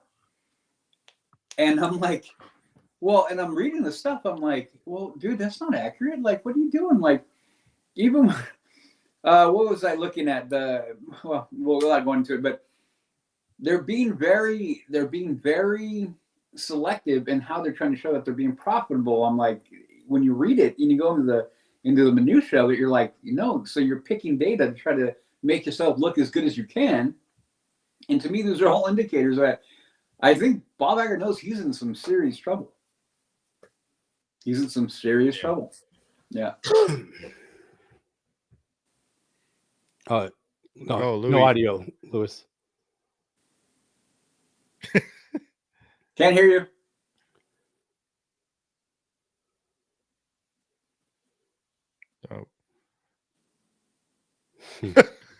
We understand what you're saying, though. He's just as pissed off as we are. Yeah, he's going. I'm like, I'm trying to pick up on his vibe, but I can't hear him. Let him restart. I was gonna say he might have to. He's gonna restart. Refresh his browser. Yeah. No, but I'm like, I want to wait for him now because I'm like, no, I know. Yeah. We'll let him get the last word in or whatever. No, but I mean that's what I've been saying. This is. I need to get Lewis on my show. Yeah. Oh, here he is. Coming back in. Can you hear me? Yeah. Hey! All right. Like I was saying, forgive me. Okay. Jamie Dimon, who is this current CEO of JP Morgan, and Abigail Disney, arguably the one Disney family member who has a lot of stock in the Walt Disney Company, are both backing Bob Iger. I know. And against Nelson Peltz and the Blackwells. So that kind of like indicates right there that Bob Iger's like calling out for like lifelines from like all his little buddies from across like American industry and American commerce to come in and save his bacon. Because like I was saying about half an hour ago, I think he's genuinely scared. Oh, I think he's scared that I think he's scared that Peltz and the Blackwells are going to get what they want. Yeah. And the And, beauty, yeah. this is the beauty of it all, right? End of the day, it's the stockholders that are going to decide. Right. End of the day, no matter how much he wants to kick and scream, the stockholders will decide. They are the people, whether it be Nelson Peltz, who has how much in stock, Disney, whoever it is. 15 billion. Yes, exactly. So whoever it is, the vast majority, they're going to be the people who own 8, 10, 2. Those all carry the same weight in the vote. Right. So that's the beauty of this whole thing. So yeah, the fact that I think Trian, in their white paper, Blackwell's, honestly, I read Blackwell's, I'm like, meh. I read Trian's, I'm like, okay, these guys are on point. When you see this, I'm like, okay, there's 100% that if that reaches enough of the stockholders that are just fed up with Disney underperforming, no matter what Bob Iger says or does, he's out. They're done. Right. He's gone. Right. Yeah, and so, every shareholder should be upset because maybe the stock went up, but you're still down. Yeah, I happen to know one, and I know how he voted. Yeah, mm-hmm. I happen to know the same one, I think, because I'm pretty sure I know what you're talking about. Yeah, and he voted. Mm-hmm. But who's it? Jim Cramer. Did you see that by Jim Cramer? I don't know which one you're talking about. Okay, Jim Cramer is. You know who Jim Cramer is? I think He's a stock guy, an analyst, yeah. whatever. Maybe it was about 3 weeks ago now. Even he came out and was like, "Hey, I'm voting for Trian," and I'm like, "This guy's on TV, and this guy's been like buddy with him." He's like, "No, you're." So absolutely, I think even if nothing happens this year, next year he's done, and I think he knows it. That's why they're throwing everything they can to try to keep him in one way. He keeps saying he didn't want to come back anyway, so then just go. Liar, pants on fire. But I mean, I keep saying this too. So the one guy who has lost like $6 billion has a vested interest to make the company grow and do good.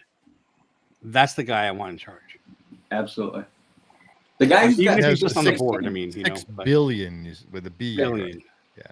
He's got skin in the game. Yeah. And so for me, I laugh when they try to be like, well, he doesn't know. I'm like, dude.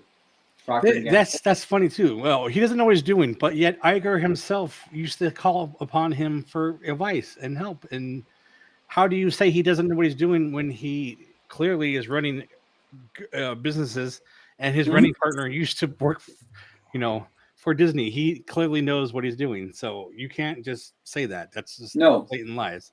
And then when they try to paint a former CFO as too old school, I'm like, are you kidding me?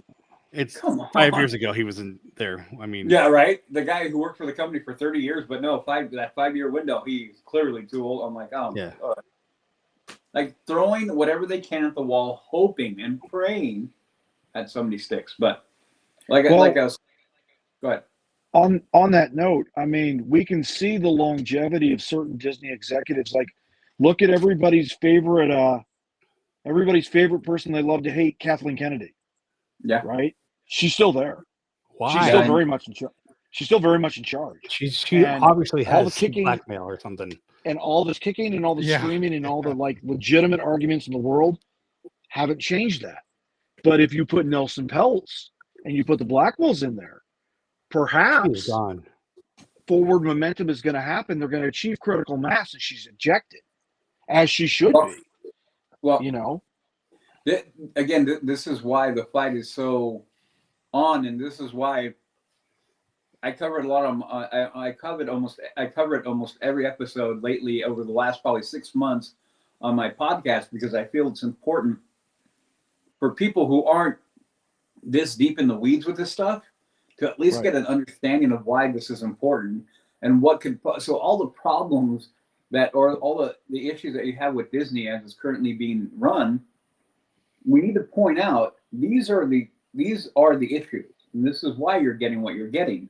So, yeah, Kathleen Kennedy's 100% still around because of Bob Iger. No way around that.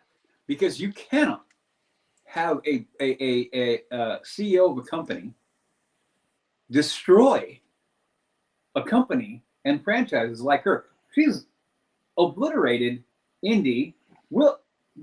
Don't get me going on Willow. And then look what's going on with Star Wars. I'm like, after The Last Jedi, I just threw my hands up. I'm like, she's got no idea. Got no idea what's going on. Zero. So this is it. So it's only because of Bob Iger she's around, and 100% happens. 100%. He's gone. He's gone. 100%. Oh, I hope so. Yeah, it's this continued failing upward. At some point in time, is going to catch up. It has to catch up. If not, the company collapses, and then what do you got? Nothing. Then Iger, if he's so worried about his legacy, he's got a legacy of, oh, you're the guy who killed Disney. We'll put that on your headstone, because plenty of Disney fans will put that on your headstone. Yeah. With the Oh, yeah, they will. No.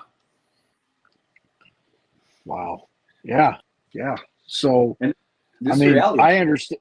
I mean, I do understand what everybody's saying about why it would be a good thing for Nelson, Peltz, and the Blackwells to get on the board. Absolutely. I think as fans, I think it's like you were saying, fans that are in the weeds, fans that are like digesting this minutiae, these obscure little news articles in foreign press of all places, trying to determine what's realistically about to happen. Yeah.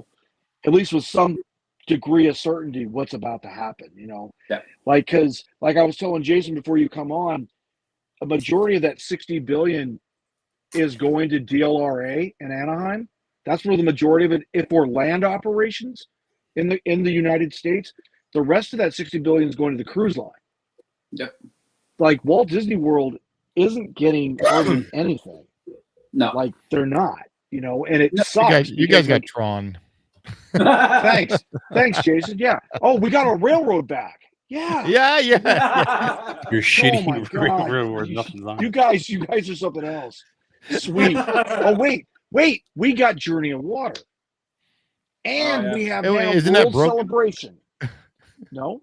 Oh, okay. No. Kenny just did a video on it last week, and it's beautiful. Yeah, I don't know if you saw Kenny's video of it, but it looks great. Yeah. Well, I mean, if they invested all that time in Epcot, like they did in Epcot in Tomorrowland, that would be freaking awesome. Yeah. Yeah, I think that Tomorrowland definitely needs that somewhere in the range of 7 to 8 billion American dollars to completely rehab it to Tomorrowland 2055. Absolutely, and it would be nice if it happened before the year 2055. You know what I mean? Yeah. That would be even better, right? But the way Udi keeps in my talking, lifetime. we're not going to see it until 2055. Yeah, we won't. My gosh. It hurts me that I've kind of come to terms with I may not see it in my lifetime. I may not. What? Yeah, may not. What? May not see it in my lifetime. Oh my gosh, you're making me. You're hurting my heart, man. I know. You're hurting my heart right here. You're hurting my heart. Oh. Right there with you. I guess what I was getting at is it's good that the money's not going to Florida because it doesn't need to. They've already had their spending. Well. What? No. Yes. No. Yeah. Well. Okay. But no. You got the new Guardians ride. You got Tron. Oh my God. Yeah. We got nothing. You guys got Adventure. You guys got Cars Land. You got Adventures Campus. You're getting Avatar. I mean, you guys got a whole bunch of cool stuff. Okay. I need to stop because it's not fair. You're right. DLRA has been the neglected stepchild of the Disney park, like worldwide for years. I agree with you 110%. And I am happy that Disneyland Forward is going through and that they're about to spend a boatload of money out there. I think it's great. I just wish that they would make Epcot what it needs to be. It's not, we're there, almost there. We're not there yet. And I just really wish it would happen. Well, it's just like everything else. Like we announce it's going to be awesome. And then it's like Oh yeah, that's not happening. That's not happening. That's not Yep. happening. Right. Yeah. Right. Like Right. Galaxy's Edge. Oh, you're gonna have all this stuff and No. nothing. And Like, I could we just? believe it was Udi was talking about, because I was thinking this initially when you told me that we're going to be doing this cast today. I was thinking what Udi had to say about Universal opening Epic Universe this year in Orlando, and I'm thinking, Yeah. yeah, that's right. That's why Bob Iger wants to spend all this money, because he's afraid of NBC Universal. Like, he wants Get to be this able to too. compete with them. They've made this whole park faster than they built Tron, Right. and that's a copy of a ride that already exists. Right. What the hell is going on there? Right. This That's is mind-boggling there. well, no. This is why I keep on coming back to it. I don't care why, but it's good that they are, and it's clearly the outside pressures that are beginning to move. The competition of it is beginning to move everything in the direction that it needs to go. Disney and Iger, I'll lay the lion's share on history because he's been the CEO the longest, has sat on their hands, like I was saying earlier. They've been sitting on the shoulders of giant, complacent. We're Disney. That's it. We're Disney. That's all they've been saying. Well, he himself walked Tiana and said it sucked, apparently. Yep. And yet nothing seemed to have changed. Well, they did. Somebody did, leave. Well, yeah, but did you WDI change the ride? Because it had still to know. sucks, right? I mean, No, I too don't know. late. Too late. Well, that and Somebody also said- they. Sorry, Louis. Go ahead, Louis. Well, after Iger's walkthrough, then they turned around, like, I think a week and a half later, and they introduced the Generation 5.5 Oh yeah. Tiana audio animatronic Yeah, that we yeah. talked about the last time I was Yeah. on here. You know what I mean? Yeah. Again, like too little, too late. You should Okay. have had like 20 more of those. Agreed. And Yeah. we talked about there's only going to be between like 4 and 8 Generation 5.5 Yep. audio animatronics on the Tiano's Bayou Adventure at Walt and the Magic Kingdom, as opposed to what do they have at Shanghai? They're having something like for Zootopia.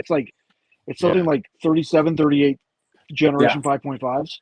Yeah. Yeah. So, and Yeah, some- Disney doesn't even own. Disney only owns 49% of Shanghai. I know. Yeah, because somebody was saying that the new Splash Mountain or the Tiana's Bayou, the one in Magic Kingdom, said it went from a happy, colorful mountain to now something out of Deliverance, is what he was saying. I've heard They that. are putting like flowers and stuff on it now. I've heard that comment. Yeah. Wow. Rhonda has a And good brown point water. too. And brown water. Yeah, the That's- brown water. And, Yeah. That's, Well, I think that that's was dark. dirty rainwater, but yeah. So wait, Rhonda, what? she was talking about how long they took to do the tree Oh, house yeah. project. That was like a year and something too. It was like 2 years or something. I think it's like a year and a half. I think And, it's what it was. I mean, part of that was they had to remove that second structure, which was all concrete and steel, but that was gone in like months. Yeah. Yeah. So I don't. That's why the new queue for Haunted Mansion. And hopefully that's not going to take like 2 years to do. I mean, it should be done by what they said, August, September August. Of this year or next Yes. year? of this Yes. year. Of this year. Yep. This Really? year. Okay. That's what they Well, said. Well, because it's two major things. Flattening out and redoing a queue really is Right. not that big of a deal. No. The shop on the other side, that's Right. going to be a little bit longer. But Right. in all actuality, Is if you look at the concept art, it's one big building. yeah, it looks like a pop-up or a tilt-up building. Kind and of, just, but they're modeling it after the horse barn or the carriage barn. Oh, right. Yeah. So Yeah. In all actuality, like knowing again, I don't know if you guys know and how many people know, I work in construction. So for them to finish that is very feasible, very, very feasible. If I can do a 7-building project with Yeah. eight different trades and finish that in less than a year, They should that's be able good. to. Yeah. Yes, which I've done. Yeah. I'm on one right now that we'll be right around a year, and it's a 5-building project with multiple stories and a few, Right. and we'll be done. And that's with weather delay. So this is one of the things that when you see that, if they can't get that done, There's that's something a whole wrong. other issue.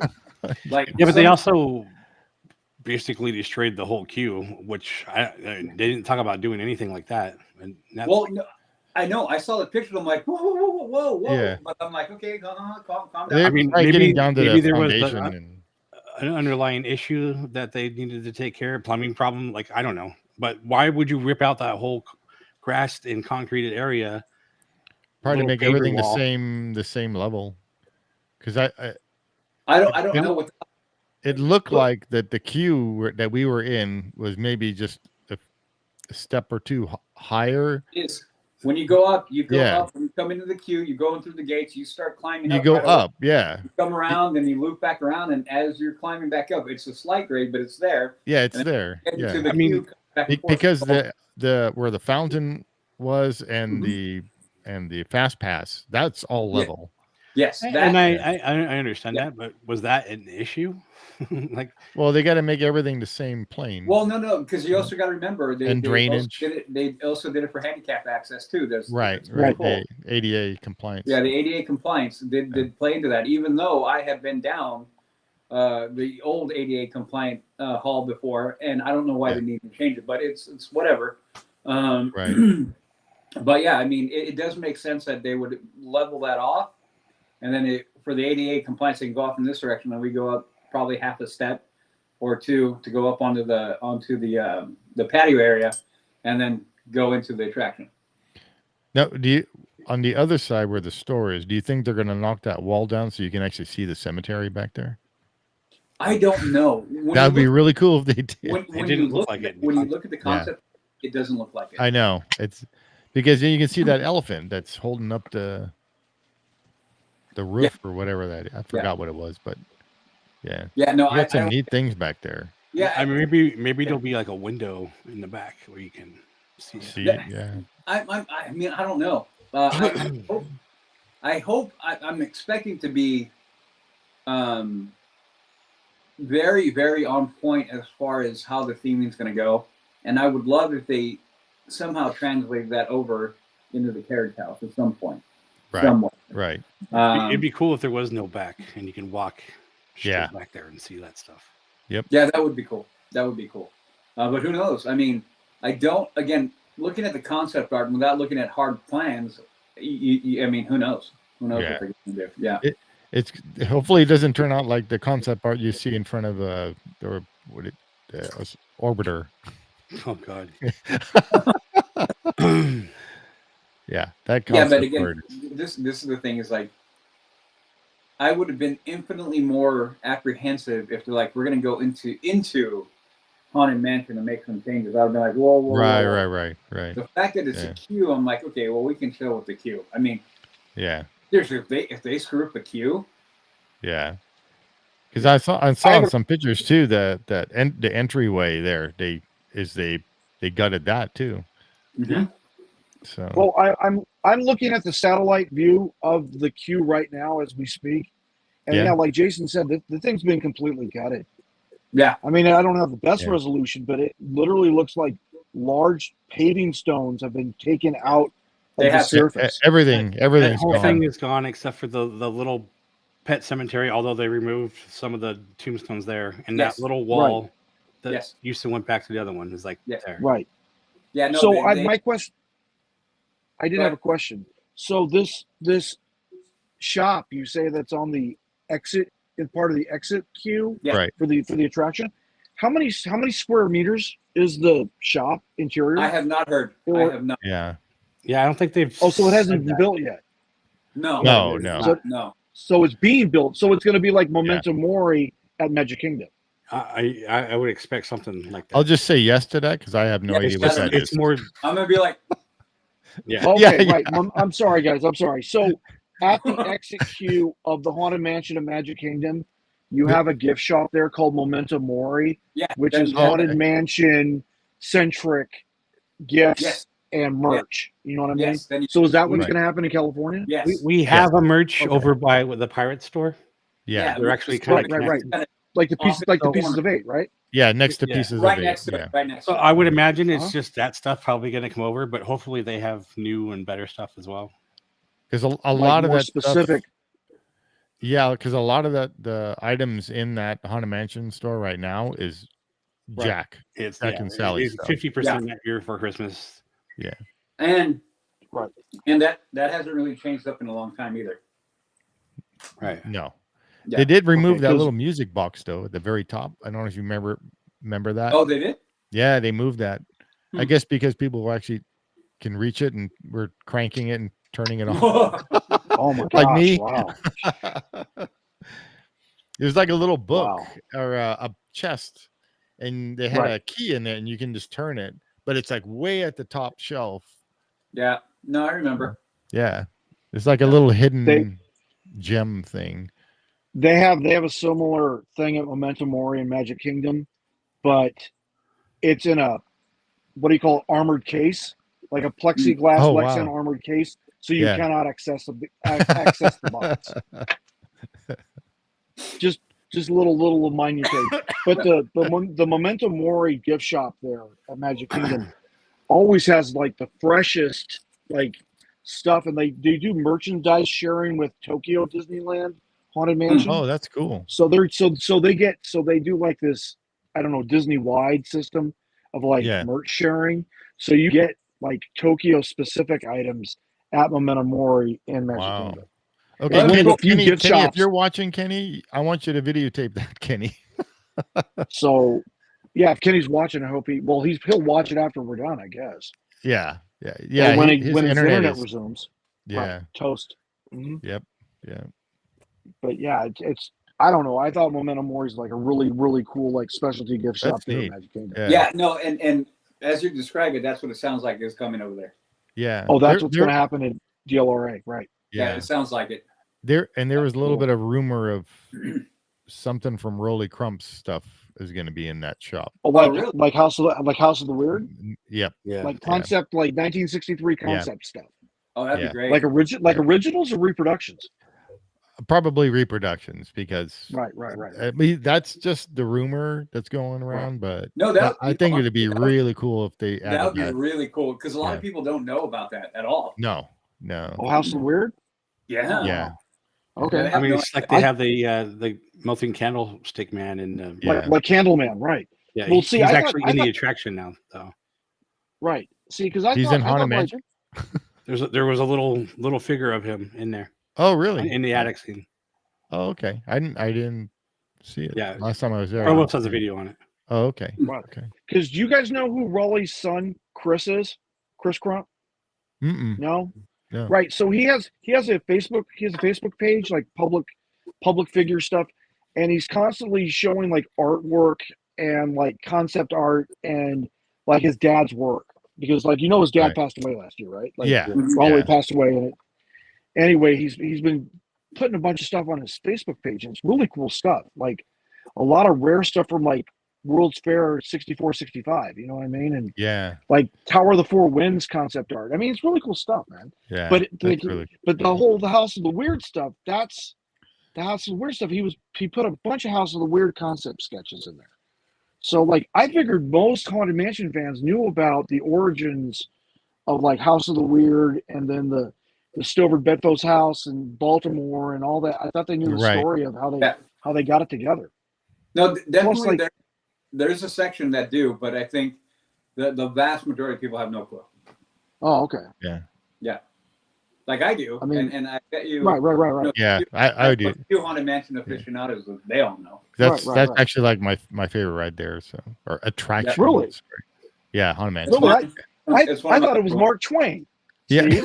I thought your favorite was Dude, the Columbia beats out Mark Twain every day. Come on. Oh well, No, my it's old it's channel. a little Yeah. reference to the past. That's all. Steve Bunk. That's how Louis knew me when I had my YouTube channel. I still do, but I had it. It was named as Steamboat Steve. No, and then I changed it to Expeditions. And somebody took a long time making you a logo that you never really used. Yeah, I used it. Barely. I used it. once. Yeah. Thank you, Jason. I sit out there and I trace out the whole top captain's quarters as part of that ship. Oh wow. Oh, the pilot house. Yeah, the pilot I did house it on all the in boat. vector. Right. Wow. Oh yeah, Thank you, because I Jason. have seen the Steamboat Steve logo. Yes. Yeah. Before he took it down. Jason made Right. Jason made that. Yeah. Oh, that's cool. Awesome. Yeah. And then I changed my Wow. name. I'll send you a graphic. Expedition Steve is a cool name. I don't know Thank if it's you. cool Steamboat Steve. Because Yeah, Steamboat yeah. Steve is iconic. Well, Yeah. Just saying. send me the Like, graphic introduced to the world. and send Steve the bill. Yeah. We'll make some throwback T-shirts that never happened. Yeah. No, but I like that. I like that. No, but seriously, so Haunted Mansion's like your favorite attraction at DLRA, Yes. Yeah. even more so than Pirates. They come close, but I just love the facade of the house, and Because most of your videos are Pirates videos. yeah. I Like like most of your Pirates. videos I've seen are Pirates. I have Yeah. not seen a whole bunch of Haunted Mansion videos. No, I only have I think 2 Haunted Mansion videos, and that's Right. no, I have 3. The Christmas one, the regular one, and then Oh, the yeah. what's the other one? Right. The other one is the Where Are We? So those the Rhonda loves you. You might be the only one. yeah. No, so the one thing with Haunted for me, and I made it part of my traditions about going to the park. That was my last ride every day. Walking really? on Yeah. 11:58, Yeah. 59, cruising in, enjoying it because it's almost empty. Yep. The bigger point of that is, I mean, haunted at night is a whole other thing. Yeah, because the Oh, lighting. yeah, it's a whole nother level. It's amazing. It is absolutely. I've taken some great pictures at night. It is gorgeous. Anyway, the bigger reason though is, I mean, to finish off like that is just a great final one to ride. But the other reason why is because usually by then you're off the attraction about 12, 10 roughly. You get to walk the park almost by yourself. If you notice, you see an odd it's empty. guest, it's emptying out. Yeah. That's the other reason why I like it. So that's Yeah, why I do it. And that area of the park is just so cool. Yes. So yeah. Yeah, there it is. There it is. Well, that's Awesome. a good one. That is Yep. cool. Yeah, That is you did a very good job. cool. Yeah. Oh well, too bad. I'll make T-shirts. So. You should. Yeah. Yeah, we'll make throwback shirts. You know, Steve, maybe one of these days, you and I need to take the Natchez or the Delta Queen down the Mississippi and do a That would be real cool. steamboat video. You Yeah, know what I mean?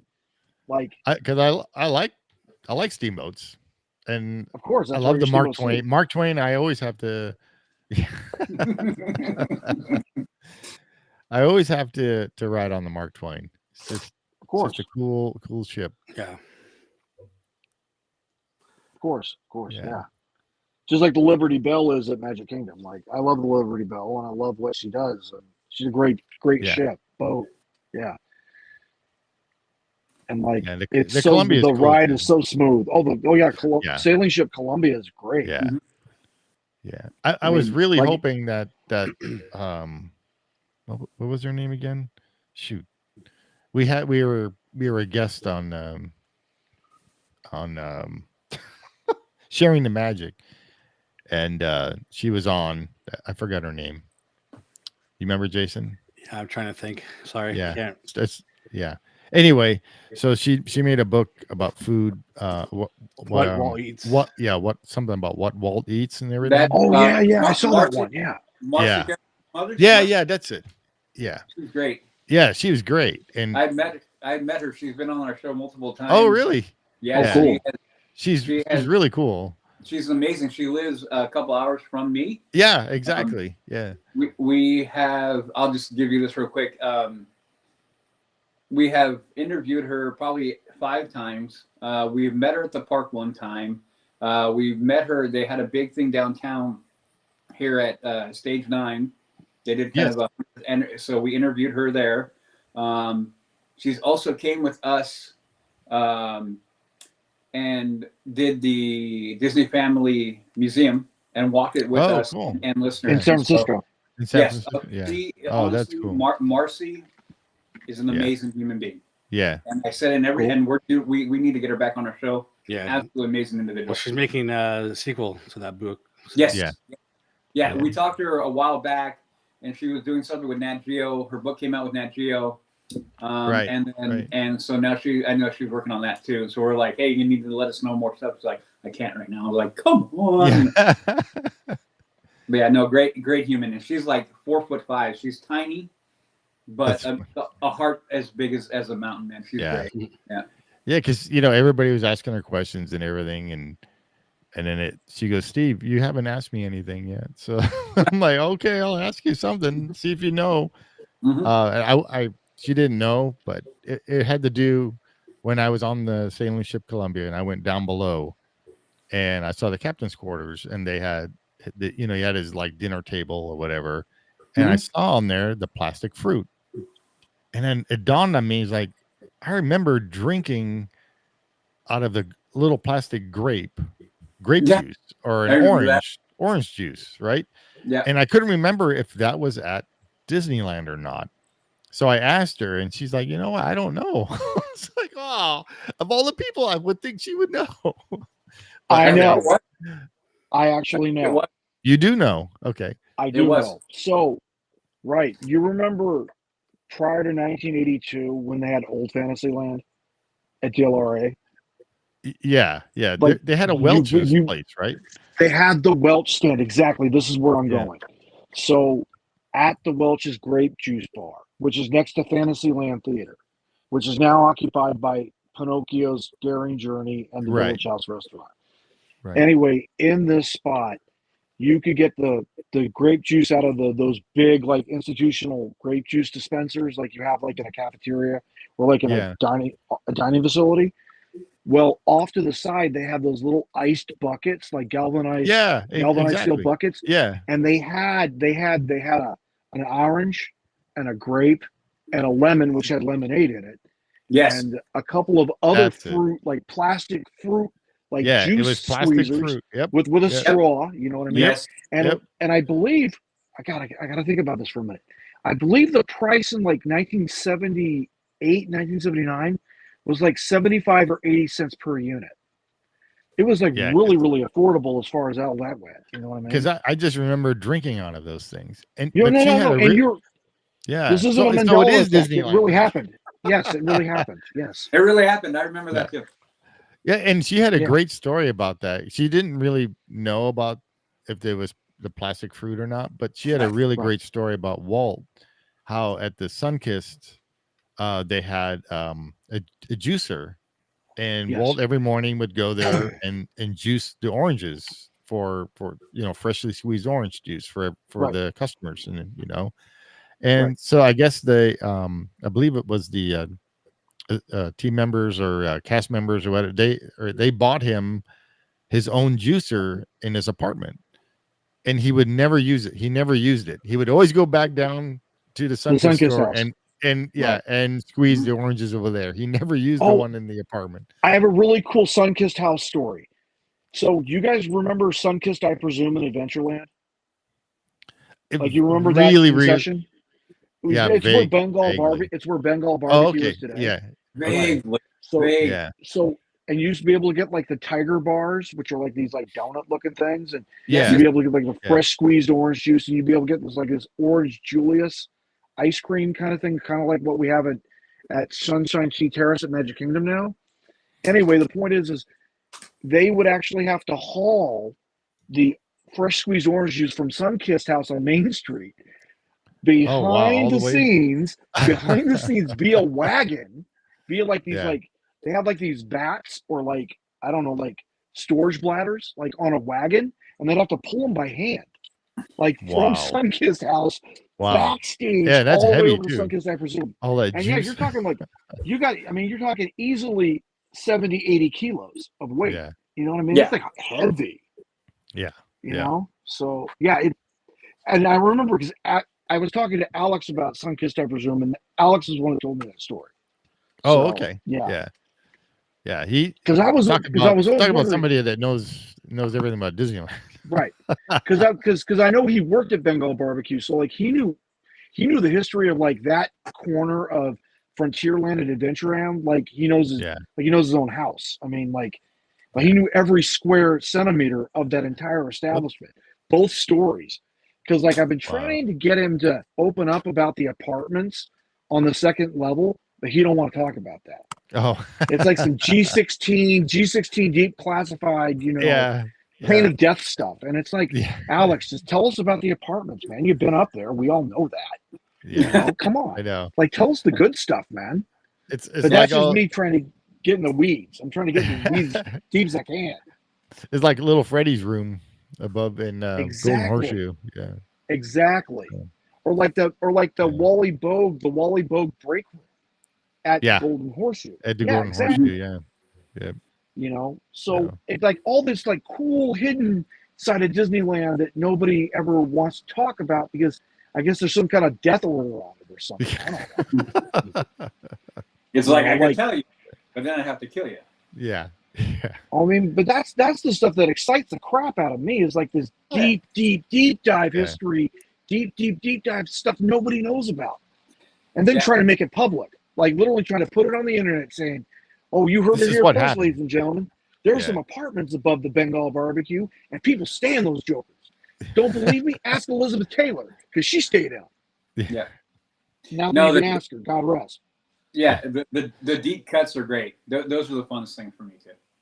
Right. There they are. Oh, there it is. These are Disney World, but yeah.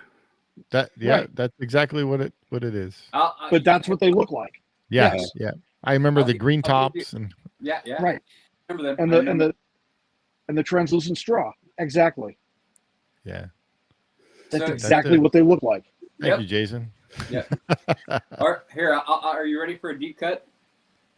Are you ready for deep cut? By all means, Judy. Yeah. Okay.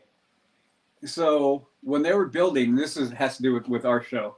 When they were building Galaxy's Edge, and they were getting the spires going and everything, they invited cast members to go up to the highest point. Sign that bar. They signed the. Signed it. Yeah. At the time, one of our listeners, he no longer works for the park, but he worked at the park at the time. He went up to the top spire and put LTP up there. Oh, nice. Oh, nice. Our podcast is now in the highest beam, in the highest spire. Part of Galaxy's Edge. Yeah, that is cool. I mean, he sent a picture like, no, you're not. Like, there's no way. And then he sent pictures of what he did. And we're like, holy crap. That's kind of crazy. It was kind of cool. Yeah. And that's it. I mean, that's as deep as we're ever going to get. And LTP, because I don't ever expect this to be anything Disney related. Yeah. But yeah, that was kind of cool. But that is cool. Yeah, that was cool. Wow. Put your little mark in the park in some little way. But anyway, it's not as cool as other deep cuts, but hey. Oh, I mean, if you want, Udi, we can start talking about deep cuts for the rest of the program. I mean, I got more stories than I know what to do with. Trust me. No, I believe it. And it's like literally, I've been literally pimping Alex and pimping Matterhorn Matt for years, trying to get access to these stories, and they finally opened up. It was like really cool. Like we started talking about like the fallout shelters, like next to Pirates of the Caribbean. And we talk about how the fallout shelters can hold up to 250 people. I mean, we can start talking about that and the emergency drinking water stockpile and all sorts of just crazy deep G16 classified stuff. You know what I mean? Honestly, can we need to do a show with that? Oh, you mean deep cuts? A deep cut special? Yeah, like do a deep cut. Like we're gonna be here talking nothing but deep cut. I mean, and you're gonna be on it the whole time. So just warm up for that one. You do a little stretch before it's like, okay, here we go. No, it'd be cool if I could get Alex on here because Alex got Alex Alex is like the source for like 70% of what I know about the deep cuts. Yeah, Well, Rhonda knows Alex too. Yeah, we'll have to ask Alex. That would be a cool You think show. Alex would talk about Disney? Because Alex don't like talking about Disney anymore. Well, I mean, Yeah, we well, interviewed him. We got him talking about it. Yeah, we interviewed him, and he talked a little bit about it. Yeah, more of the Queen Mary stuff, but and his trains. So of course, yeah, he's just over. And I get it. He's making a living just like everybody else. You know, he's got to promote what he's promoting. You know, I mean, I get it. Just that Alex is a font of knowledge of the deep cuts. Like you want some deep cuts, you need to talk to Alex O'Store. He got some deep cuts. Good like that. We'll talk to him about it. Maybe he can write them down or something if he doesn't want to be on it. But I mean, I'm like the secondhand deep cut jerk. You know what I mean? Like, I mean, I got a couple original deep cuts only because like I had to go around Alex to get this information. Like, you guys know about Disney Jail? Yeah. Like I did this whole deep dive Disney Jail thing, and like I'm still trying to, like, about 2 years ago, I was doing this big deep dive into it, and like trying to get blueprints, trying to get like latitude, longitude of it, and square dimensions and cubic dimensions, and what the material composition of the room is, and everything else. Trying to do this whole material analysis, and like people are like, "You're somebody had a insane." video. Somebody had a video, but there was just photos in it. Right. It's just a posting photographs of the facility, right? Like, I've watched that video like shucks 400 times. Look, even Rhonda says she wants to know. She wants the deep cut. Yeah. There was one thing that I never knew that I saw from Dallin about the Haunted Mansion, that there was that floating candle or something in one of the windows. I never knew that. I thought that was pretty cool, and you could see it at night, of course. You remember the 1970 Kurt Russell special? With the Osmonds, with the Osmonds, and they actually showed that effect to great effect in the special. Oh, okay. But you have to be watching it very closely, and you need to have it in high res. Like, don't try to do this with like that grainy crap that's available on YouTube. Yeah. You gotta go find it. You know what I mean? You gotta find the good stuff, because that's where you see that floating candle effect in the window. That was pretty cool. Like, I the never knew camera's that. right on that Joker. And like, you see Donny Osmond's eyes like pop out of his head. It's like funny as hell. Yeah, because he's still a little kid, right? Yeah, he was like, I think like 11 or 12 years old when they filmed it. Yeah. I mean, this, because remember, like, the Donnie and Marie show is still like 6-7 years away from premiering on ABC at that time. Yeah. But then you have to be a Donnie and Marie dork to know that. And clearly I'm one of those guys. So yeah. I just like Crazy Horses. The song. Crazy Horses. The song. Right. From the Osmonds. Right. You don't know that, Udi? No. No. Nope. You'll have to listen to it. The guy, I forgot his name. The guy from Iron Maiden, the lead. Bruce Dickinson. Bruce Dickinson. Yeah, that's his favorite song. Oh, good Lord! You know what? Yes, that's his favorite song. But I think you're right. Because on Mark and Brian, and one morning on Mark and Brian, they had him on, and they asked him, "So what do you listen to? What's your favorite like song?" And he says, "As funny as it sounds, it's Crazy Horses from the Osmonds." So they never heard it. So Mark and Brian played it, and they're like, "Oh wow, that's actually pretty good." Oh man, I don't know. Yeah. Wow. All right. Well, on that note, of all the songs, wow, that is Yeah. so cool. That is all so right. flipping cool. You guys got any final words, or you good? What about Bob? What about Bob? What about Bob? Bob Iger. We'll find out in April. Yeah. Well, I April 5th. April 5th is the voting day. Yes. So I will. Last thing I want to say is like I was saying earlier. I think no matter what, I think we're in an upswing, and I think that all the things that are beginning to happen are all positives for the future of the park and the company. So I really hope so. Yeah, I always try to, no matter what I go on about other Jag or whatever, I always feel like I need to come back to the hope part of it. Yeah. And it's always about hope, right? So If Jeff was here, he would say we have to turn down the negativity into a positive. well, Yeah. to an extent, yeah, no, we need to look at the negatives, but we need to Yeah, but do it like we always say. We don't want Disney to fail. We want them to succeed, and Yeah, of course. that's Of course. yeah. Yeah. Like I mean, at the end of the day, we're still fans. yeah, We're still that's fans. what I mean. We're not here bashing Disney. We're just telling it as it is, and we, I mean, at the end of the day, Steve and I want to drink Welch's grape juice on the Mark Twain. Yeah. At the end of the day, Exactly. with our steamboat caps on. Yeah, Yeah, that's what we want to do. And our T-shirts, our newly designed T-shirts, Right. from made by Make Jason. Tomorrowland great again. That's right. Yeah, or that. That's Yeah, what I want to do. there we Yeah. go. Absolutely. we'll have So Make Tomorrowland great on the front and Steamboat Steve on the back. I like There we it. We're doing mashups. collaboration. Yeah, exactly. Absolutely. Cross-channel collaboration. That's awesome. Yeah. No, but I did want to say thank you, Jason, for having me on again. I appreciate it. we It's love always having great you to- on. Yeah. It's always great to like share knowledge and receive knowledge, get a pocket education inside of like 2.5 hours. It's really cool. Yeah. You know, I agree. and Udi, I appreciate our association. I really do. Like Same. you and Mark are like flipping awesome. And Thank you. I appreciate it. Right. Sentiment is right back out there. And when you disappear for a little bit, I made the comment, and I'm going to say it to you now. Yeah. I want you on my show. I want you Oh. on. Yeah. you want me on? Holy Yes. crap! We'll figure that Yeah, out. I'll do you guys do you guys shoot just strictly Sundays?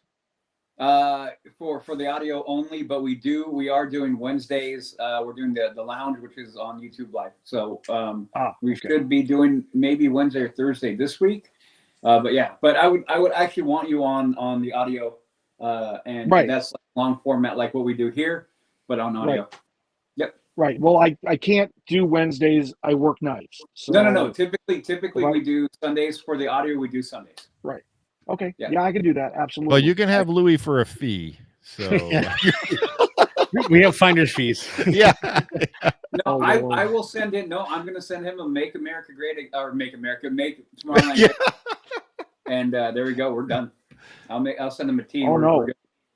Oh no, I would totally pimp that shirt on this podcast. Make no mistake. Absolutely. You know, I mean, as you can see, I'm pimping Sensational Six every time I'm here. Yep. Somebody Yeah. new from the Sensational Six Yeah. is Daisy. on my chest. Yeah, It's good like yeah. that. Yes. Yeah. You know, Yeah. So that's just my thing. What was the email again, Udi? For what? For me? For your Leaving podcast? today. It'd be Leaving Today Podcast. Wait, no, it's info@leavingtodaypodcast.com. That is our podcast email. And Rhonda says, I'm great show, glad guys. Rhonda said it was a great job. Yeah. Yeah. Thanks for sticking around, Rhonda. And hopefully one of these days we're going to have her on. Yeah, So, she's gonna do a ride-through video Yeah. with us. yeah. Awesome. I did ask her to join this video, but she's at work, so Oh, okay. These things happen. I did just send Lewis your email address, Udi. Thank you. Oh Appreciate yes, I have it. So I will definitely write you, and we will coordinate. it. Yeah, for sure. It'd be great to have you on. Yeah, sure, absolutely. Absolutely. Jason, I did want to ask you one more thing before you like disappear. How is the game coming? Oh, The game is game. progressing. So Okay. we'll quit right now and we'll go right to the game. yeah, The game is stay tuned. No, that's coming hopefully Yeah. later this month. At the end of the I'm month. hoping Cool. we can demo this Awesome. or Okay, do a great. first round or whatever. But yes, Right. let's talk about it for a second. Please. So I had contacted support for this software that we're using called Restream and asked them for a way that we can get into this live chat system they have, because it goes out to multiple channels and all funneled into this one thing. They told me there was no way to do that. I have now come across that they actually heard have a this story. developer API Yeah. where I can get access to that. The person you So- talked to was wrong. Yeah, twice. Yeah. Wrong. So Yeah. I have been developing this, and instead of me manually marking, oh, you're right, you know, we're now doing it by like A B C D to check the answer rather than typing in the whole thing. So you just gotta type in the letter. I can now capture that, mark who's right, give them the points, and do it all automated. Yeah. So that is a big step. I also will Excellent. make it so it'll manually work just in case stuff doesn't work for whatever reason. Heyman will be happy with that, with the one letter. One letter. Some people type faster than others. It's really Yeah. easy to type one letter. So Yeah, when I'm doing this, man, it's not good. yeah, and it'll be case insensitive, so it doesn't matter. Yeah. With your thumbs. Yeah, Yep. but yeah, so we have background music now, and the way the image questions work is like a hell of a lot better. Yeah. It's really about making the questions now, and it's We got pretty cool. we got the ones from Mark. Yeah, and Mark then gave we- us some. Yeah, and then I added some. I think we have enough for like 2-3 shows, Yeah. or probably even more. Really, Yeah. the first ones we should have done. It's just about organizing them. And I actually, I was planning on working on it tonight, Steve. I have a couple ideas. Yeah. That we can talk about. Yeah, I couldn't do it last night. I got home too late. So Yeah, I was up till 4 o'clock in the morning programming this thing with trying to get That these sounds about right. chat things working, and I did. Yeah, and you got. But now it's about connecting it to the actual answer. So right. Wow. it's getting Wow. there. All that work. Wow. Yeah, we were up till like two. 2 in the morning a few times. But I mean, just to get the API to work, you got to do the OAuth, which takes you to the site. You got to allow it, which comes back, and then you got to forward it to get the key or the token, and then that refreshes or expires in an hour. So you got to have it refresh. So I have this whole like ecosystem just based on that. Wow. Yeah. Wow. Yeah, I rather making my build a head hurt. house. Yeah, Like, I'm a Give me programmer, so that's what I give do. me a paper plan and like, boom, Yeah. boom. yeah, Yeah. I'm done. I'd rather be building a house than programming. I mean, I like woodworking too. So Yeah. I'm not gonna build a house though. Yeah. Wow. Yeah, no, it's got some cool ideas. Yeah. So It's well, gonna be we will demo it between us again, and Yeah. we'll try to do it on a weekend so you can invite you this time. Please. That'd be awesome. Yeah, it'll be fun. I think you're. I mean, the changes are going to be are good. So yeah. Excellent. We've come a Excellent. long way Excellent. since the last demo we did. Right. Yeah, because we took like your advice and everybody's. Oh, actually, I still have that video. It's unlisted. I can send you the link to that if you want to watch it. Wait, the test video? The test video that we did. I have it. I just haven't seen it. I'll watch it after we're okay. done here tonight. Okay, cool. No problem. I have I it. wasn't sure if I already Cool. sent it to you or not.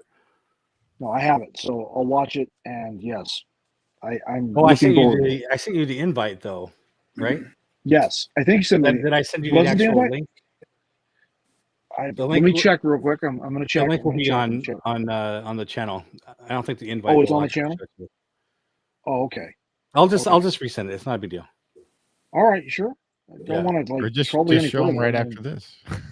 Well, I mean, he can I've watch it. been, on- like- it's kind of a longer video. I mean, so- I've been asking you all these annoying questions. Yeah, so no. I'm trying to take it out of your way. some of those questions have led But see, into changes. he doesn't go around like Mr. Historian. He just goes right to it. Oh yeah, right to the throat. Absolutely. You know. Yeah. Oh, I'm not afraid to say hard garbage on this show. No, Yeah. no, sir. I'm going to tell you what I thought about that Hatbot Ghost, and I'm going to do Yeah. it again. Yep. So if Imagineering WDI is out here listening to this podcast, yeah, fix your ghost, man. Fix your damn ghost. Put him in the attic where he belongs. I said it. Doom. There it is. Yeah. No, Yeah. I mean, you guys have nice things at DLA. We want nice things at Magic Kingdom. There it is. Agreed. I mean, I can't get any more simple than that. You do have Yeah, nice things. You got have a space. people mover, and so do we want ours back. Yeah, That but was- we want a I would- people mover that goes up and down, not just this whole straight line thing Yeah. the whole damn way. I guess the And magnet ours can't was do that. smaller. Ours is smaller. Yeah. Like ours is maybe 6 kilometers in distance. That's it. Whereas DLR's is something like 18 kilometers. I don't Was know it if I that can- long? You Yeah. know what I mean? Yeah. Yeah, it's It was like that long. long. It was long. Yeah. Yeah. Think about. Oh, because it's going through all the buildings. Yeah. Yeah. You that's got to right. remember. it went Yeah, all yeah. the way up. I mean, with respect to you guys, the average DLR-A people mover trip is 18 minutes 23 seconds in Yeah. duration. Mhm. The I'm going to put that in the average- trivia. The average WDW trip is only at It's like- 12 minutes. Yeah, I was going to say. I watched Kenny's. And then did you watch when Kenny got escorted off? They got stuck. They stopped. Yeah. Yeah. Oh, the evacuation, video. Yeah. Yes, I saw it. Yes, That was funny. yes, yes. And the cool thing was he was allowed to film the evacuation. Yeah. That's Yeah. cool. Because a lot of the times I've seen They where tell you you to have turn it content off. creators, a lot of content creators are being told, hey, you need to stow that photography equipment. Yeah. But Yeah. I guess Kenny was able to do it, like the whole damn thing. So that was Yeah. cool as hell. And he's all laughing. standing up in the chair on the ride and like filming stuff. Right. Yeah, that's super rare. That's super rare. Yeah. I did to get Pinocchio when Pinocchio broke down. I was able to record. Oh, you have an evacuation video? Yeah, of Oh, Pinocchio. Post it. Post Yeah, I it, Steamboat. Post it. Post it. You know, I got evacuated off of Rise, and I didn't even think of recording it. Oh, you need to. Oh, That's that would have like been gold. cool. Mhm. Yeah. That's I was that's evacuated that's off of gold. Splash Mountain once, and then went into the back stuff. But I didn't have a camera or anything then. Yeah. Well, yeah, I got Okay, next evacuated time. off Adventures Through Inner Space back when I was a kid. But yeah, Oh, that you're would going to be trust cool. a 12-year-old kid with a video camera? No, you're Yeah, not. I got it. I got it. Exactly. Yeah, yeah. Exactly. Yeah. A big old beer keg on your shoulder. No, I don't think so. No, see now, but apparent sad thing is like I bet you'll have another opportunity to record an evacuation off the Rise. Yeah. Please It breaks do. out a lot. Thank you, Jason. Yeah. I got it. All right. Okay. Well, let's end this Yeah. thing and call it a night. All right. Again, I just want to thank you guys for joining. Thank everybody for watching. Rhonda, thank you for watching. And commenting. Thank you, Rhonda. And Make sure you like, subscribe, and share with your friends and family. And I'll put it down in the description. It'll be a link. You can leave us voicemail if you want. And we will see you on the next show. bye, everybody.